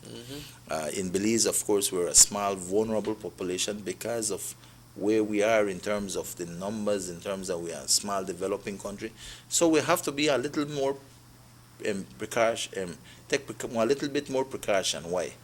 Because our healthcare facilities can't cope with one barrage of infected persons, especially if they need ventilators and all these things. So we have to continue manage this COVID as best as possible. I am hopeful, having seen the news about vaccines and that, I'm hopeful that pretty soon them vaccines can come about and we can move on with that, But for the time being right now, this virus cannot be taken lightly, Checky, because some people might say, man, we just carry on with this virus and who dead. They're not, work so. Because this virus affects people who are, you might look as healthy as you are, Checky, but if you got underlying health condition, they're going to say you suffer asthma. I mean, that virus catch you, you're in some serious trouble. Yeah. You have one heart condition, you have, these things is where this virus becomes deadly. And I think that we can't take it lightly, not here in this country. We have a lot of people who suffer diabetes in this country. Diabetes is one of the cases where you add that to the virus, the COVID, and like a serious situation you have. Yeah. So we still have to be careful here, and I think that, like you said, Checky, each one of we is responsible for our own safety and the safety of others. So we have to use a mask, Yeah. 2 other text messages that came in, Minister. Somebody want to know if the curfew will end tonight, and the next person say, my birthday is on the 25th of September, can I still go and register? All right. Well, first, make us start with the curfew. Okay. State of emergency, I think, as far as I know, I saw new regulations that was drafted by the Attorney General's Ministry. I think that has to do with San Pedro. As San Pedro curfew was lifted at midnight Tuesday. Tuesday. So that is the last I know of the lifting of the curfew. Not the curfew, just this The lockdown in the San Pedro. lockdown in San Pedro. But that doesn't mean that the state of emergency has come to Yes, an end. this is what I wanted to make clear. So the lift has taken place in San Pedro just like it did with Shipyard, Santa Marta, Yeah. and Guinea Grass. But now the state of emergency is across the entire country. So we still have to abide by the curfew laws and all of that. That has not lifted. So San Pedro still have to adhere to these rules? Yes, they still have to adhere to the state of emergency rules, the rules that govern in terms of where I think the Ministry of the Attorney General's Ministry had highlighted, and I think these things that you can't have more than 10 persons gathered at funerals and any function. So it's down to 10 persons. I think one time they wait to 40 or something. Yeah. It's now down to 10. So people have to adhere. No restaurants are to be opened except for takeout. So these govern across the country right now. These are the kind of things that impact everybody across the country. The curfew is up to 9 p.m. 9 p.m. to 5 every a.m. every night across the board. So this is all fall under the state state of emergency, which even impacts even San Pedro, despite that they have been the lockdown have been lifted. So on for the them. entire country, For the right? entire country, and that, as far as I know, has not been lifted. And whenever that happens, I think the general public will be informed. No? This state of emergency is supposed to come to an end on the 4th, which is tomorrow, but that is at midnight, right? Yeah. You can't wake up tomorrow morning and say, well, that today. Yeah. You know, and the other text that the person said my birthday is on the 25th of September. Can I still go and register? Well, the situation with that is it all depends. When the election and boundaries put that close off date, no, for you to be able to register. I don't know the date. It's only election and boundaries. I'm hopeful that they can highlight the public to that date, because the public needs to know too. Because you have people where on the 10th that their birthday. You understand me? Yeah, And the they'll 10th is be a holiday. 18. So there are a lot of things. So I don't know that date. I just know from experience that there has to be a cutoff date. When that date will be set, it has to be set by the election and boundaries. We just have to know when. But I tell everybody right now, listen, if you have any chance and you don't register, man, go register. Why wait till last minute? Because, you know, Checky, if you look at the last minute in terms of transfers, the line that was out there, Checky, for people trying to transfer the last day, huge, right? Because we the Belizeans, we like take things and for last minute, you know. You know that there's nobody there on the line right now, you know, for go register. Yeah, that's but then true. one go they went now the last day and now 100 people on the line. Just like when we had the transfers, right? Exactly. So I tell people, listen, at this point in time, there's not much transfer registrations taking place. Go. You could go between 12 and 1, nobody did it. You could go, you're passing, you see nobody, go and register. Now wait till last minute, because last minute gets hectic. And we don't know the cutoff date. I don't know the cutoff date. I'm only giving an assumption based on the fact that last 5 years the election was on November 4th. Therefore, the cutoff date was about the 10th, I think, or the 9th of September. So I'm expecting that it will be thereabouts. Yeah. But we don't know. I don't really know. If I had that, I would share that information. But I don't have that information. But I am saying you need to register. And people, once your birthday comes and you can register, go ahead and register. Yeah. You know, of course, you have a point where you reach to the cutoff date, and maybe your birthday comes after. Then you still can register, but you won't be able to vote for the general election. So, And it's not you saying that. It's not you. that is just the way it is in terms of election and boundaries. But for those of you who can, man, please come out and register. Ensure you have that constitutional right that you will be able to vote, and you only can vote if you register. And that official announcement will come from elections and boundaries, right? And I believe the Prime Minister is supposed to be the Minister of Public Service that determines that, and he's the one that will set the date for election. So I believe when he sets the date for election, then he will be informing elections and boundaries. Okay, election date is this date, so you determine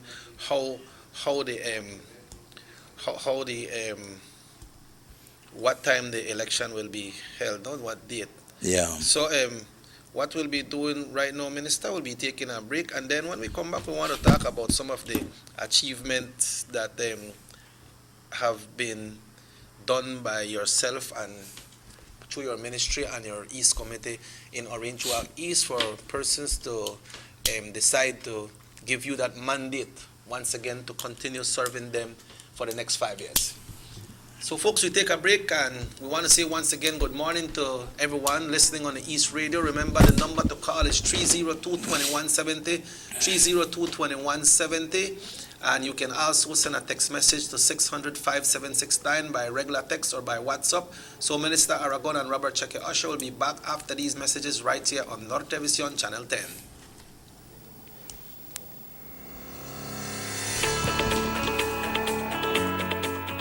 When you think about compassion, care and kindness, the area representative of Orange Walk East, Honorable Elodio Aragon Jr., immediately comes to mind.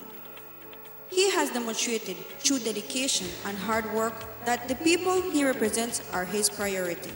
His work in Orange Walk East to deliver goods and services has been never-ending. Infrastructure, streets, water, land, social assistance, sports, and education are areas in which Mr. Aragon has focused and delivered to his people in the Orange Walk East. Honorable Aragon has lived a life of dedicated service to his country and people with an excellent track record. Orange Walk East deserves the best. So, for continued development, vote for Honorable Elodio Aragon Jr.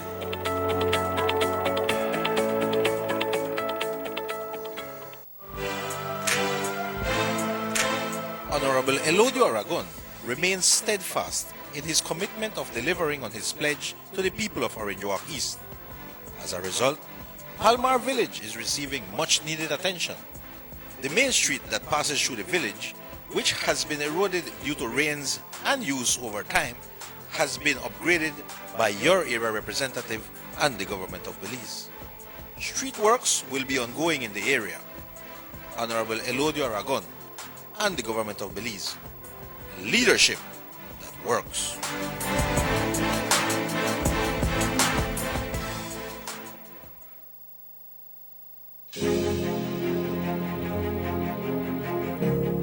Since 2014, Honorable Elodio Aragon has been quietly and consistently assisting deserving residents of Orange Walk East through a pantry program that he put together using personal resources and also with the support of generous business persons. It started with the distribution of 100 packages per month and has now doubled to 200 packages per month. The packages comprise of rice, beans, flour, and sugar, which are staples in any household and a great help to the recipients.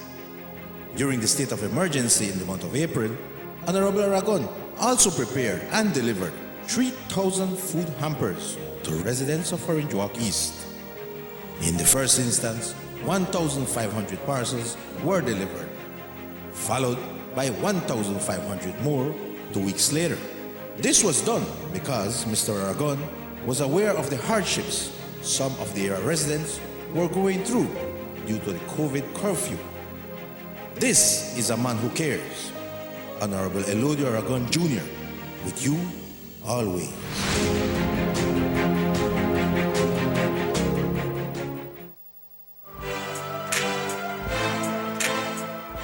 Development comes through vision, dedication, and hard work. These qualities possessed by Honorable Elodio Aragon are in full display as he embarked in a project to open new streets in Carmelita Village. This will allow access to new landowners to their own little piece of the jewel. Honorable Elodio Aragon Jr. and the government of Belize. Leadership that works.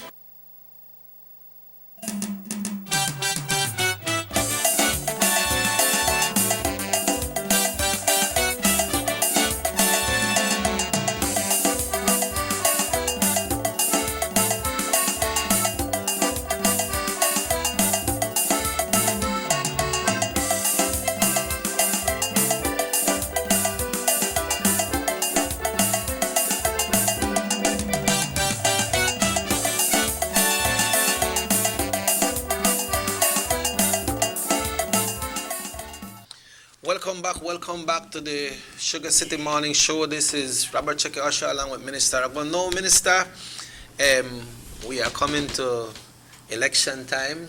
You have been there for 5 years now. I know you always do projects.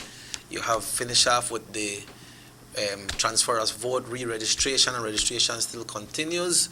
Belizeans go to the polls this year sometime in November. And let's get this call. Hello, good morning.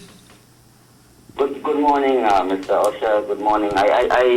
This is the mayor for Injua calling, no? What? Yes, sir. I want to make a clarification on Mr. Aragon's earlier statement as it relates to the town council and the town council employees being affected with COVID. Let me state for the record, because there should be no wrong information being dispelled out there.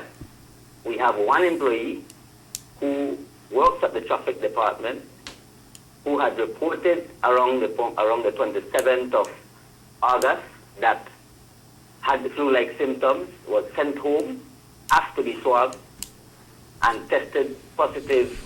The results came out, I think, the day before. For him to say, just as how their political propaganda pages are saying that our staff, 3 staff are affected with COVID, and because they're not wearing the mask properly. I mean, that is being very dishonest. Mr. Mayor never say because people not wear masks, man. Come on. I listened to everything you said, man. And you cannot go on public television and say things that you do not know, sir. You have to understand the fact that you all are playing a dirty game politically too, because we have a thinking out loud article that you all do, and you're calling people's names. You're being very dishonest, and you're trying to use the town council as a political game. And anywhere, anybody, any organization could have COVID. You better ask yourself. You never know. We are all in the business of public service. People get engaged with people every single day. So for you to come on a national TV and say things that you don't know, then you're being very dishonest and untruthful to the people. That's all I wanted to clarify, that we do yet have an employee who has been tested positive. Others are asked to be swabbed because of the fact that they work together, but there has been no such results of anybody else at the town council. Thank you very much. All right, thank you. Well, I guess the mayor listens to us, Checky, so very good. Obvious that the man liked this show, you know. Yeah. And I think he should like this show, you know, because right here, we always say it as it is. And, you know, the man basically accepted just now that he is mischievous, you know, that they like to have PUP tactics and all of that. That basically that way he said that the politics nasty and we nasty too, he said, but definitely we are not like that. The extent of the PUP and the mischief that they do, Checky, it was brought out in court just for make people know, was brought out on court in terms of these objections. Yep. And in terms of where he's talking about COVID, and when I get to talking about this COVID, Checky, I never said that because people know we are masked at the town hall. Did I say that? I never said that because people know we are masked that they have it. None at all. I said that there was, from what I heard, there was 3 key persons who had COVID there. I may be wrong, but this is what I heard, and I brought it up here, that this is what I heard. So that means that there might be more cases, and this is anywhere you go. If you work at BPO, for instance, where a lot of people are, and 1 or 2 have it, then you might expect other people, just like your head of in your household. Check if you have COVID, more than likely your family will have COVID, yes or no? Yeah, because it's and nothing wrong with that, you know, because COVID is something that is all over the place. You know, but I don't know why you take feelings from that, you know. You understand me? Because, listen to me, the one institution that deals with a lot of people, of course, you're more than likely highly susceptible to catch COVID because of your interaction with the public. And nothing wrong for catch COVID. It is nothing that no one sin. You know? But I don't know why you get touchy upon COVID. I don't know why you never talk about the objections and what he does in using personnel from town council to follow people to put on the stand. Yeah. Using people and employers who work for the town council. You know, these are the kinds of things we do. You not talk about that. You want to talk about COVID, you know. But you know, Checky, I feel good that it called. You know why? Because it shows that he's listening. And you know where, Bona? What burns him is that we, not the way he do. We are miles apart in terms of where the mayor stands and where I stand. Two different places, you know. And in terms of he want to talk about this and that, make we even get to him, because check it the idea. I will tell you, I am a man who stand on strong moral grounds. He can't even get to that, and we don't need for go there. My whole thing with this is that when he call and try to say that, listen, nobody may try beat down on the town council. We are only saying that there's a case. I never know how much case specifically he has said, and the amount of people who have taken tests already and swab.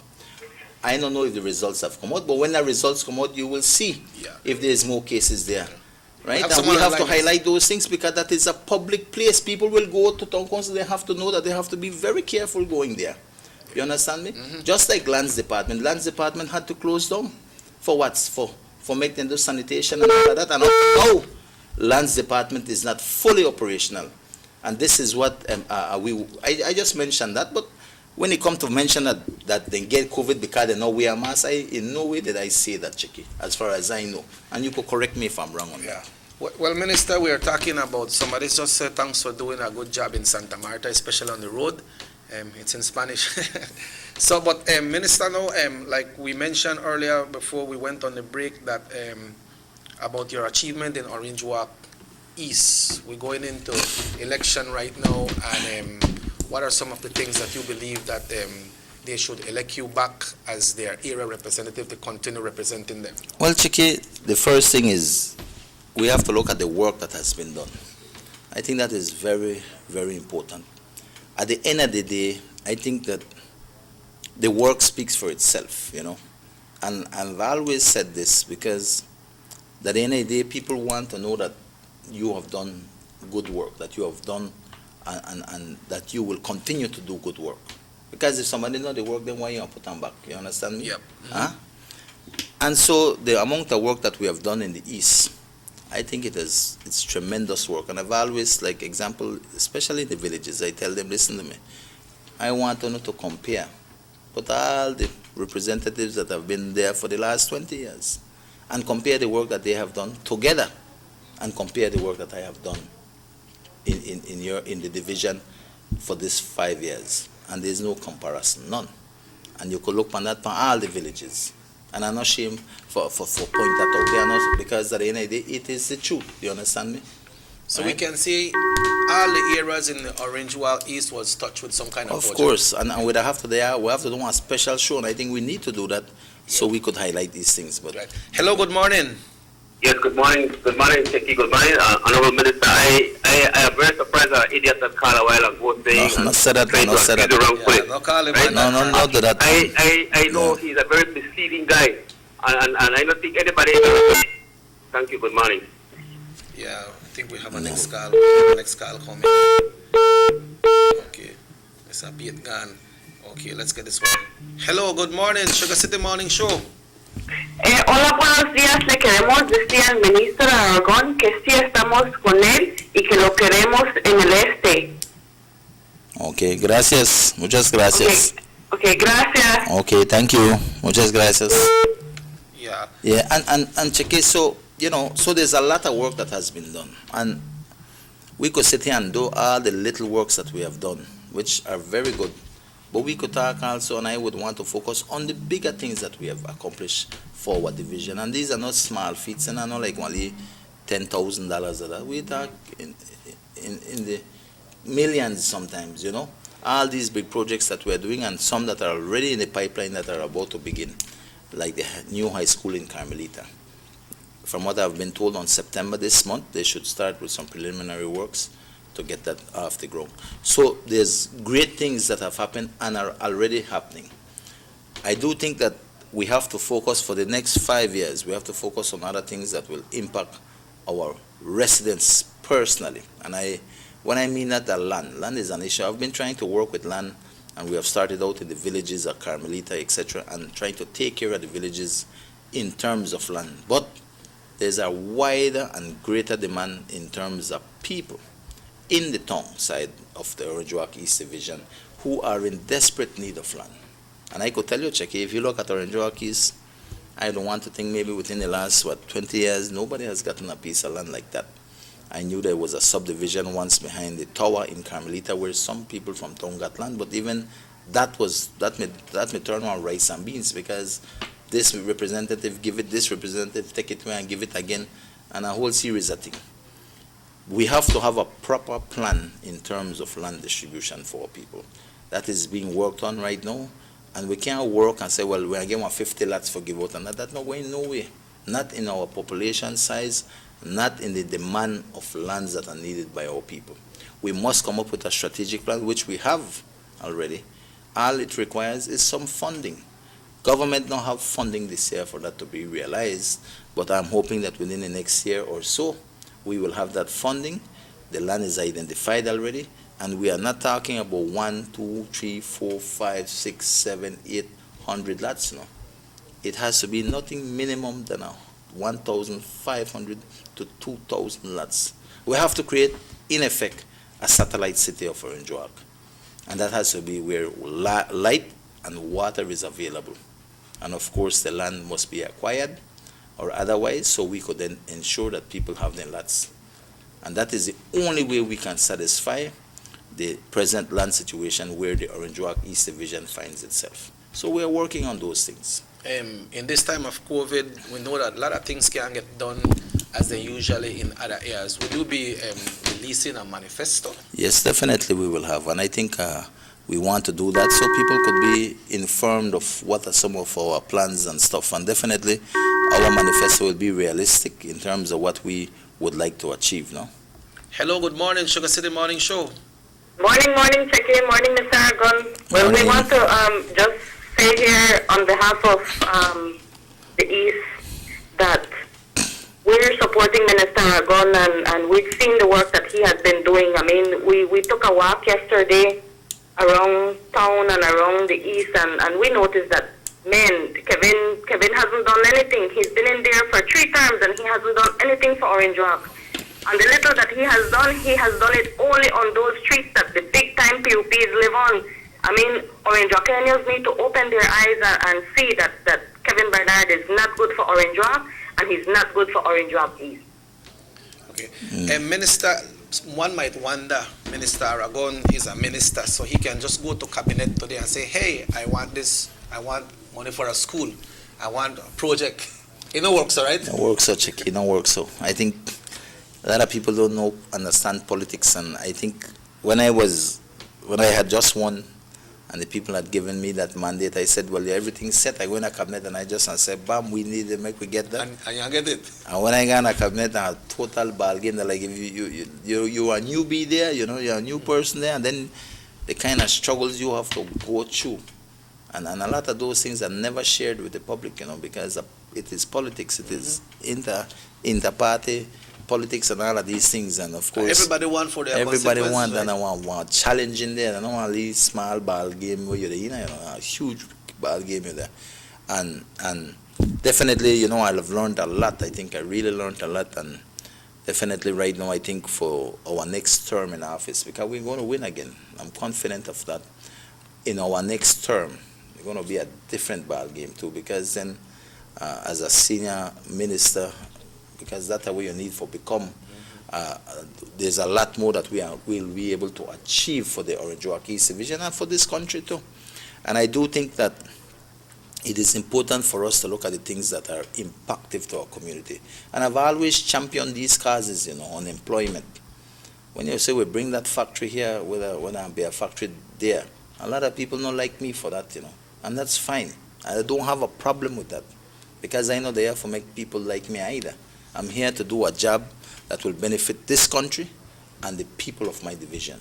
And if that factory that is there will employ 150 people, for me, that is 150 families that will benefit directly from this thing. And it will benefit the economy likewise. Put that by 5, you look for 750 persons right? eat. That is what I stand for here. I could care less about third party or special interests or whatever. I stand for my people first and foremost. When you look at land, we have to understand, man, land is an important commodity. It is about also empowerment, just like one job. You give one job to a man, empowerment. You give a piece of land to people, that is empowerment. That they could put their house up there and eventually grow to do something good for themselves and their families. That is true empowerment. And that's why land is on the top of our agenda right now. Right? And we have started, because the only land, make we be real, the only land you could get available was lands in Carmelita. Yeah. All the other lands gone, Checky. You know? And this is a hypocrisy when we talk about the PUP and talk about, oh, we are make sure everybody got land, etc. But they are the same one that have taken up thousands and thousands of land at Tower Hill and all over the garden place. You know? And yet tell the Belizean people that we are there for giving our land. That is ingenuous. That is a total lie. Yeah. And definitely that is the area that we have to focus on for the people of Orange Walk Town. To a large extent in the villages, we have been trying to get lands for people within their areas. But for the people in Orange Walk Town, we have to come up with a proper plan, which we already have. It is only a matter for execution. And for execution, that needs funding. And we're not getting no funding this year, make we be real. You know? But those things will become a reality, Checky. I think within the next year, those things will become a reality within our division. You know? Go ahead. Hello, good morning, Sugar City Morning Show. Good morning. Morning, sir. I am of the opinion that talking about land, I think whenever a young person goes and registers to be a voter or to be recognized as a Belizean, right? No matter where he lives, in town, in village, anywhere, if he lives in village and he wants a farming land, he's supposed to be issued automatically a piece of land when he go and registered. If he lives in town, he should automatically be issued a piece of land to build his house, right? But what happened, I don't know why they disbanded the survey department. Right now, if you got a piece of land, even if you buy it privately, you have to contract a private surveyor to do it. Government is supposed to have surveyors surveying lands already available for all people who are registered first, for first land owners. Now, if they want to sell it, that's their prerogative. But they can no longer get a piece of land because they have already been issued one when they went to register. So in the future, I think any government going into power supposed to get surveyors and survey land in villages, towns, and when you go to register at 18 years old and to be recognized as a Belizean, you're supposed to be issued a piece of land. Right? In the future, you know you have a piece of land and you can build your house, or a piece of land and you can do your farming. So that would sound a little bit communistic, but it's not communistic. It is socialistic. It's a social democrat mentality when you do these things for your people. Thank you very much. Yeah, thank you, Carla. Well, definitely with lands there are a lot of things, and I mean, it is not always the things work. That is the situation, and I think that in light of how land distribution is done and all of those things, of course, there's room for improvement. My thing is that we are working within the system that exists, and within the system that exists, we have to be able to find a manageable way to do this thing. And I definitely, for the people in Orange Walk East, we have a plan. That plan is to create, and definitely it has taken some time because we have to find the land. We have access to light and water. Without those two things, nobody going in the land. Trust me. You could put 1,000 lots and you push it with the back of bush, nobody is going to go there, Checky, because they don't have access to light and water, and especially if they don't have one road access. The lands that we are talking about have road access. Definitely they have light and water. It's a matter for us to acquire that land and to then distribute that land to people. That is a plan in the making. I am hopeful and positive that that will become a reality. Just like how we have the new high school coming up. Just like how we have the factory already in Orange Walk East. Just like how we get all, like the Louisiana, they getting its building and all the other things that we are doing right now. These things become a reality. And like you say, Checky, they're not something you just wish for and it happen. It takes time. It is about, just like your family budget. You have to manage a budget so that then you can acquire that. It takes like that. It takes time. It operates in similar fashion at a different level. That'll because your son want a Coke, he go get drink you one understand every day. Me? Exactly. Hello, good morning, Sugar City Morning Show. Yeah, good morning. Good morning. Good morning, sir. Yes. The fellow who spoke about having that the government must give land to everybody, and everybody who needs land is supposed to get. That's an idealistic parking. Because there's no way the government that everybody will get a piece of land. Even if the government would want to do that, they have to start with the leader. Sorry, we would have to start with the leader of the People's United Party. Take away all the land that he has. He has thousands upon thousands of acres of land. He will never be able to use that land, because even when he dies, the small little piece that he will use. I believe that if he is interested in politics, interested in serving his country, then he's supposed to take all that land that he has, divide it, and give it to the poor people who need a piece of land. But I can guarantee he will never do that. Because instead of doing that, he is looking to grab more land and more land and more land. That is one of the reasons he wants to get back into power. Gets back into power, that's all he'll be doing. Grabbing more land, that's his motto. Grabbing land, and leaving the Belizean people without land. If the guy who spoke is sincere, he's supposed to call the leader of the opposition and tell him, all that land you have, man, divide it for the poor people who need it. Thank you. Yeah, Minister, going into election, if you won the Orange Walk East again, it's hard to represent if you're on the opposition. What's the message of the party? What's the message of the new leader-elect? Well, definitely, I think the new leader-elect, Honorable Patrick Farber, I think it's all about us getting the work done. It's about coming together, uniting, and I think that him at the helm, we have seen that he's been moving around, around to the south. Only because COVID, I guess it's limited his movements, but nevertheless, he's there uniting the party to move forward, coming up and looking at this, and this will usher in a new era in politics on the part of the United Democratic Party in terms of realigning and focusing on other areas that this government needs to do.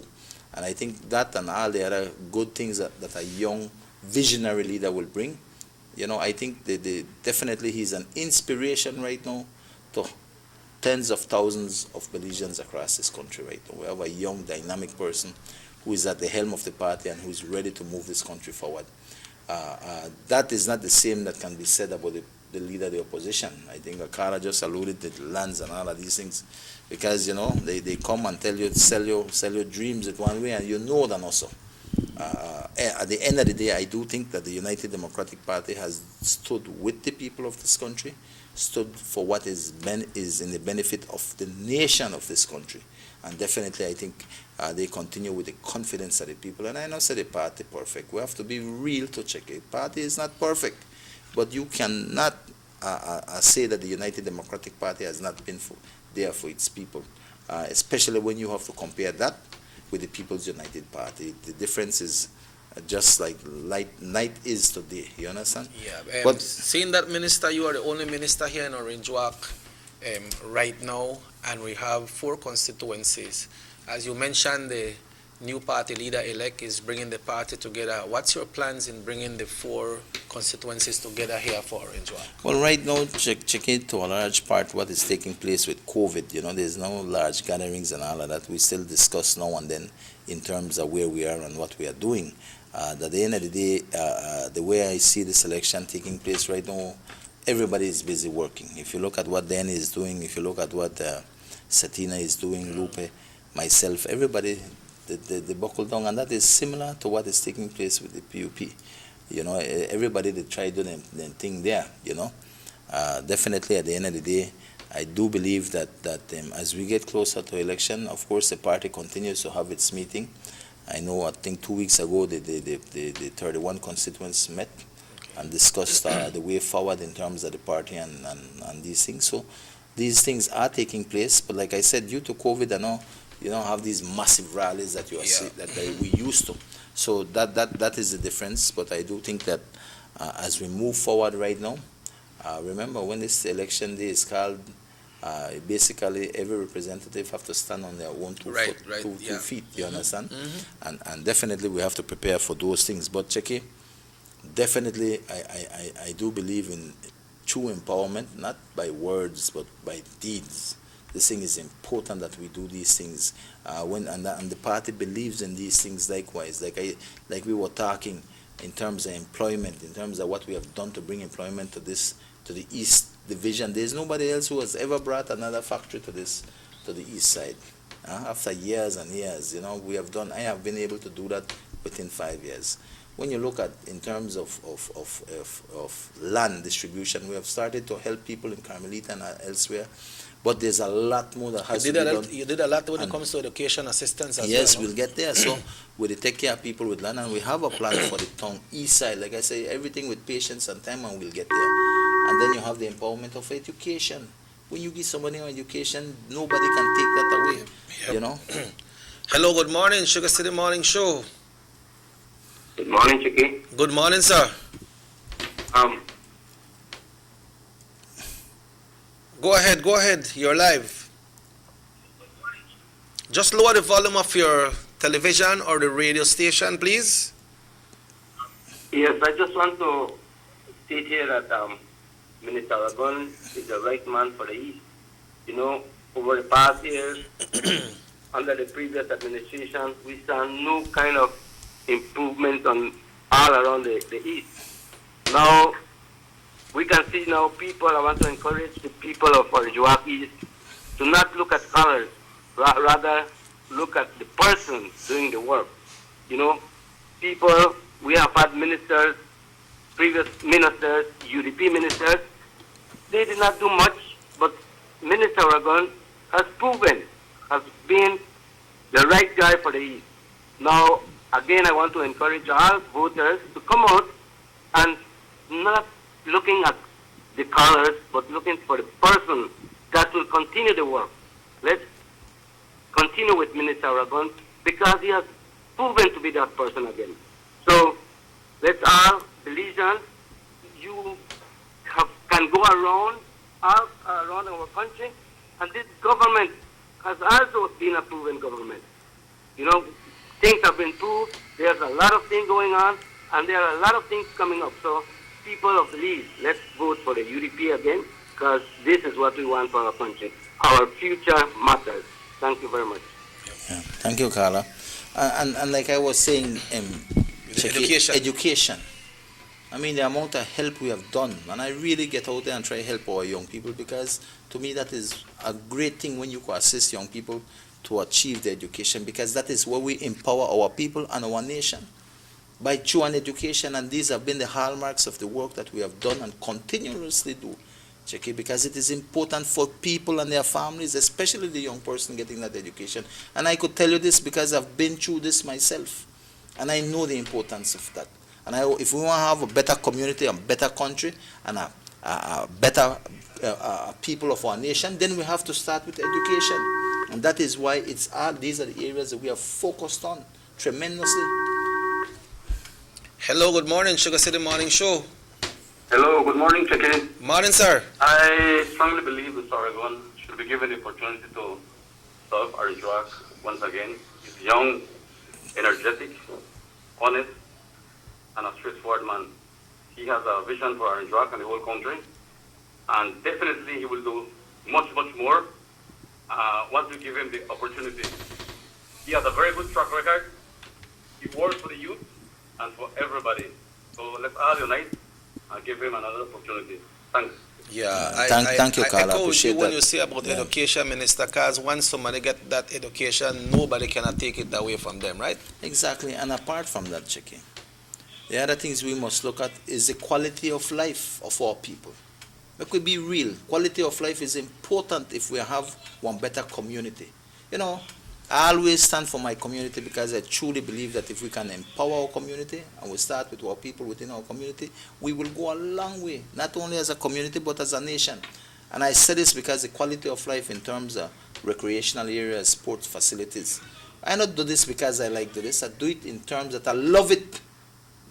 I love it to see that I know that, something came from nothing. And from nothing, we have something, and from something, it will empower young people in sports, for instance. Having safe recreational areas to come out to. How far does that go? It builds people don't understand sometimes what sports does to young people. I could tell you because I lived as a sportsman when I'm young. You could ask a lot of people when we used to play basketball and football. Well, I can't run again, you know, Checky. I can't run to the extent. Mind the goal. Well, maybe I could mind the goal, I think. But what I'm saying, Checky, when you build a relationship in sports, when you become a part of one team, when you are out there competing, you're meeting people, making friends. This is what builds positive lives, you know, within our community. Goes a long way. It lives with you for a lifetime. You know, and these are the kind of opportunities we must give our young people, because that improves their quality of life. You know, when you look at the lights that we do, check it, you don't have to be me for doing the lights, you know, check it, for go on and try get the license plate, or ask people for send me the license plate and then polls. And then I go to BEL, I write, I call Mr. Didier and all the people who have to call and tell them, please help me out, man, put this light for me. I do that because I know that when night falls and somebody have to ride their bike or walk that street and it's dark, they're afraid, because they're afraid somebody robbed them and that. But I knowing that I'm putting these lights up, it makes it safer for our residents. To me, that is the improvement of quality of life, and it might be small for somebody, but it is one important thing, not only for their safety, but for the community. All these little things that we have done, we don't put out drums out there, it is because it helps keep our community safer. Everything I do must have a community-based initiative, because it stems from there. We want to keep Orange Walk how it is, as safe as can be, with productive people and all these things. It has to start somewhere. And it starts with these kinds of work that improve the quality of life of our people. And that's why when we push hard for put up lights, and we achieve some, and some still pending and that, but we are going there. Checky. Right now, just last week, we put up a number of lights in the Pasadena area, and we have another set of lights that will be placed in Pasadena within the next month. So the work continues on a day-to-day basis. The Sandy Field Park is about completion. Instead of the mayor take time and call you and worry about the COVID, which of course is a big concern, but they take it to heart where we say, he need to go and light up the Sandy Field, because I've sent him a letter already asking him if he could please connect the light, because I cannot connect it, because it is in the municipality's responsibility. So I asked him to do that so we could light up the place so the kids could go and play ball. We have the rims and the backboards that will be put up this week. It's already finished, just for us to go and put it up. So that will be done this weekend, hopefully. I will get the guys to go out maybe tomorrow to try to do that. But what I'm saying, it's based on these things that I believe are the pillars right now to help our people in our community. Jobs, land that will empower people and give them a place to go, and not pay rent, that what they work goes for them, in terms of education and in the quality of life that we are working for people day in and day out, with this, from the small to the big. When you say we build Louisiana Government School, we not build it because we feel the school will look good with a new building. We build it because we see the need for new buildings at the Louisiana Government School. We see the future in terms of the expansion in the amount of kids that will be going there. When we build one new high school is because we see the need for that. Everything that we are doing has to have an impact positively in our economy. The new preschool at Santa Marta, that not go up because of style. It is going up because the village needs a proper preschool for their children there. So everything that we have done, Checky, has been in terms of looking at how we impact our community. And this is a day-to-day work, you know, this is not one-time work, just come here and say and do this and done. We have to live this day in and day out. We have with challenges. Funding is here, funding not there. Way and do. You can't just sit back. You have to go and move and get things done. Everything we have done, Checky, has been in the interest of our community. And I continue to be that champion for our community because I truly believe in what I do, Checky. Yeah, the mayor just sent a text. He said, we already applied for a light at BEL. Well, that's good. I must thank him for that, Checky, because they need that right now. They need it because it's for the community, not for me. For the community, and I must thank him for that, you know, because at the end of the day, I couldn't put it in my name in terms of that because I have no authority to do that. It is a public park, but I want to thank the mayor if he has done that. If he has texted and said that, then that's good. And like the end of the day, I have nothing personal against the mayor, Briseño, and anybody, because that's not me. But I have to talk real tough, and I'm not afraid for say how it is. in terms of when we talked about the objections and what they do. That is the honest truth, Checky. We're not beat about that because that is the truth, and we have to learn from these things. Yeah. My thing is simple. People have put me here to do a work, and that work is to improve our community, to strengthen our community, to grow our community in the most positive ways possible, and that is what I'm here for. All I ask people, listen, you have seen the work that we have done. The work continues. We have great plans, Checky. Great plans, and some of these things will not be able to be achieved now right away. Why? Although they have been approved, because of the mere fact of where we are in a COVID, how can we go and do certain things when we have other direct needs, more important and pressing needs at this point in time? Right? And so tremendous work needs to be done. It's going to get done because at the end of the day, Checky, I will not be here forever. And I always say it, I know they are forever, especially in politics, because it's tough. This job is about true commitment, no easy. That time I don't say, oh man, they are for long. I tell you it's truth, the honest guy, truth, Checky, because it is tough. It's tough. But if we can make an impact, man, then let's do it. And that is me. This is me right now. I think I'm still young. God has gifted me with youth still. But we get old too, right, Checky? Yes, we that's not right. Stay young. Yeah, at the time they go left for That's 13 after 9. After 9, Minister, but we are here for the people this. always, I remember when you just got elected, you were talking about the health center for the Louisiana area. And then next thing, what's the position with the water system in Santa Marta and where we're at with the Aragon's Christmas Cup? Well, make we start. Aragon's Christmas Cup, I'm not too sure if it will happen. I have to say, the way things go, might happen, but the end of the day, the committee has to make that call based on what is happening, state of emergency, curfews, whatever is taking place, right? Two, in terms of the Santa Marta, I think their water is okay right now. I have the Ministry of Local Government have to come back and check in terms of that well. Like I said, since that well had a problem, I don't know what happened, and I have to check with the persons that I had put in charge and Mr. Banner to see where we are with that well. In terms of the health center, the funding that was there this year is no longer there, and so I can't build it. The land is still there, and it's just a matter for us to get the funding so we can do something. And the truth of the matter is we don't have that funding in terms at this point in time this year to do so, but it is there for the making. In terms of, and you didn't mention this one, but I'd like to mention it. In Carmelita, likewise, we had a building for, I think it was stated for $450,000, a building, which would be a new substation for not only for that village, but would serve the rest of the villages in the east. At this point in time, the $450,000 that was there is no longer there. But what we have done and been able to do is secure a building out of lumber for the time being. So that will be installed there likewise. So that will happen. And at the end of the day, that building will eventually serve as a barrack room once we get the new ferro concrete building set up. So these are the challenges we face, but they are challenges we have to maneuver. Nobody expected COVID this year. I for sure never expected. I expected that we never may have that. We have other projects lined up that are approved already by the ministry, financially, the day, and I could maybe struggle to get it done. But I say, why struggle to get that done when what is more important needs to be focused on? And so, for instance, the lighting of Liberty Avenue that has been approved, we can do that project. Everything is set to go. But for finding the basic funds, a number of funds to get that off the ground, it don't make sense that I push and invest in that when we got other things more pressing in terms of the assistance to people out there. Because, Checky, I know things are getting a little hard. You've got other people, just look at the national level, people who are unemployed, people at Corozal, they work the free zone. You look at Orange Walk, we even have people from Orange Walk who work the free zone that now have one job.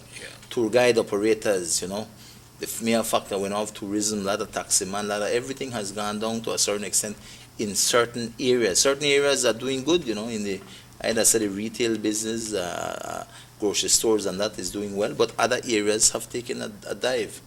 And I know the hardships, and knowing it because I've deal with people on a day-to-day basis. I hear their stories.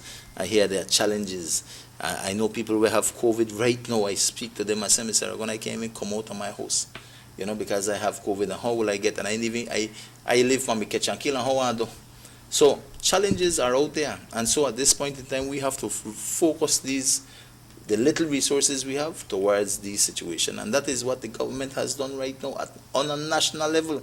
When you talk about the unemployment relief fund, when you talk about the food pantry, everybody in Santa Marta get food pantry. Nobody can complain they don't get food pantry. That is because of your UDP government who has put people first in a time of need like what is taking place with this COVID-19. So that tremendous work has been done in terms of the MSME program for small businesses that government is looking to assist, looking at all the farmers who will get a relief funds to assist them. I mean, I know that we talk about thousands and thousands upon thousands of farmers in this country, Cheki, who are getting direct financial relief because how they have been affected in terms of helping them to boost. Cheki, tremendous work has been done nationally, going directly to the persons. Yeah. I truly believe government has done well, and here in the East, we are also focusing on those areas because it is where it counts, it is where it is needed at this point in time. Good morning, Minister. Tower Hill needs internet at least for the students to use outside, even if the lab has no computers. And somebody says to ask the minister, he can please fix Princess Diana Street. It's in bad shape. All right, we could look at that, no problem. So, and your message for this morning? Well, for my message, Cheki, is that one, every day we have challenges. We have to be grateful that we could get up every morning and see the nice sun, feel the sun on our backs and know that, listen, we have been given a new day. And with these challenges where we meet every day, we have to work around these things. Everybody on their personal lives. Right. Everybody have to do their part, both one to overcome those challenges. Simple thing as taking care of yourself, your health, and the health of others is a responsibility upon each one of us. And I think that it is important for people to know that. Important for us to be thankful that we have this day to do and make something happen. Apart from that, Cheki, I think that one, I feel very good that justice has prevailed for all those people that the PUP had taken to court and those cases were thrown out. I know they are very glad to remain on the voting list for the Orange Walkies. I know Danny, everybody was struck out. Well, the PUP withdraw after they finished with winning, withdraw from Central. And so, at the end of the day, I feel good about that because it's not about justice. This is not about UDP, PUP thing. This is about justice for people who want to transfer or register. You understand me? They are sacred right to vote. So that was important. And I do think that as we progress to election, because election is in November, I am asking everybody who have not registered to please take time and go register. This is your sacred right. And I feel it's a duty upon you as a Belizean to be able to say, you know what, I can cast my vote. Because after the cutoff date, you will not be able to vote again. Apart from that, I want to tell everybody, this COVID thing is still here with us. We have to be thankful that hurricane came and left, and we never had an issue. And for us to remain strong, committed in terms of us solving our problems and looking to ways and means to move ahead positively in our lives. And that's my message today, Cheki. Together we will continue to work, and I stay committed to what is happening. And I ask everybody for tuning in tonight, Truth Be Told, and which will be aired live here. And right there we are talk the real politics. 7:30. Yes, and we ask the mayor to tune in too. That's on East Radio. Yes. On your Facebook page as well. No? Right. And also on our television channel 10. That's right, Cheki. Well, Minister, thanks for being here, and we look forward to have you sometime next week right here on the SugarCity MorningShow. Let's take this final call. Hello, good morning. Good morning. Morning. Good morning. Good morning. Good morning. You're on the air. Go ahead. Okay. Muy buenos días. Yo solo quería informarles que aquí anda Mr. Alan Diabet. Yes. Solo quiero decir que Mr. Alan Diabet anda aquí llorando. haga en nuestra área. Yo le quiero decir a Mr. Landy, ¿por qué no le pregunta a su compañero que es Shabat, que él es que anda registrando gente de maratón para obtener? Shabat es el que le está robando la elección a ellos.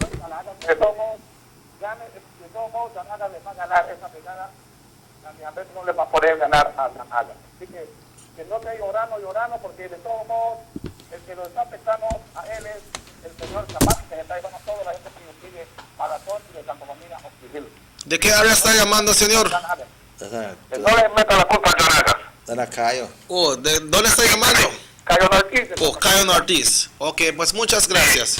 Así que esta fila nosotros estamos seguros que le vamos a ganar a la Diabetes. Así que si él pierde, que le eche culpa a Zapato, que Zapato se está llevando la institución. Okay, muchas gracias. So they are viewing us all over the country. I tell you, and that's good. And he's talking about, I guess, objections of. Anyway, that for me that is over. Transfers is the period is over. We now focus on getting people to register, and then we move forward towards election. But definitely, Checky, it's always a pleasure being here. I think we went well over the hour. Yeah. But nevertheless, I think a good discussion. And we ready? And we have to talk more, especially on times where we're going. But I want to take another time to come when we have our manifesto to go over it. Right. And then I think we could then highlight everything that we have done and where we are going. So. All right, so folks, we'd like to thank you who tuned in. Thanks to everybody who called today. Unfortunately, we can't take no more call, but you can tune in tonight. Truth be told tonight on East Radio 104.9. That starts at 7:30, and it will be aired right here on North Television Channel 10 and also on the Orange Walk East Radio Facebook. And this show repeats after that show. We have repeat of Channel 7 News today, and also the hot news coming up at 6 o'clock. Right now, the all clear is given for Orange Walk, Corozal, Belize District, Cayo District, including San Ignacio and Dan Riga. Only PG, not too clear as yet, but thank the good Lord, like we say, Minister, we have been spared again. We have to thank the Lord, man, I tell you. Yeah. So, folks, we'll be back tomorrow right here on North Television. Thank you very much, Rahim, as usual, for giving us this overtime today. So, tomorrow we'll be back right here on North Television, Channel 10.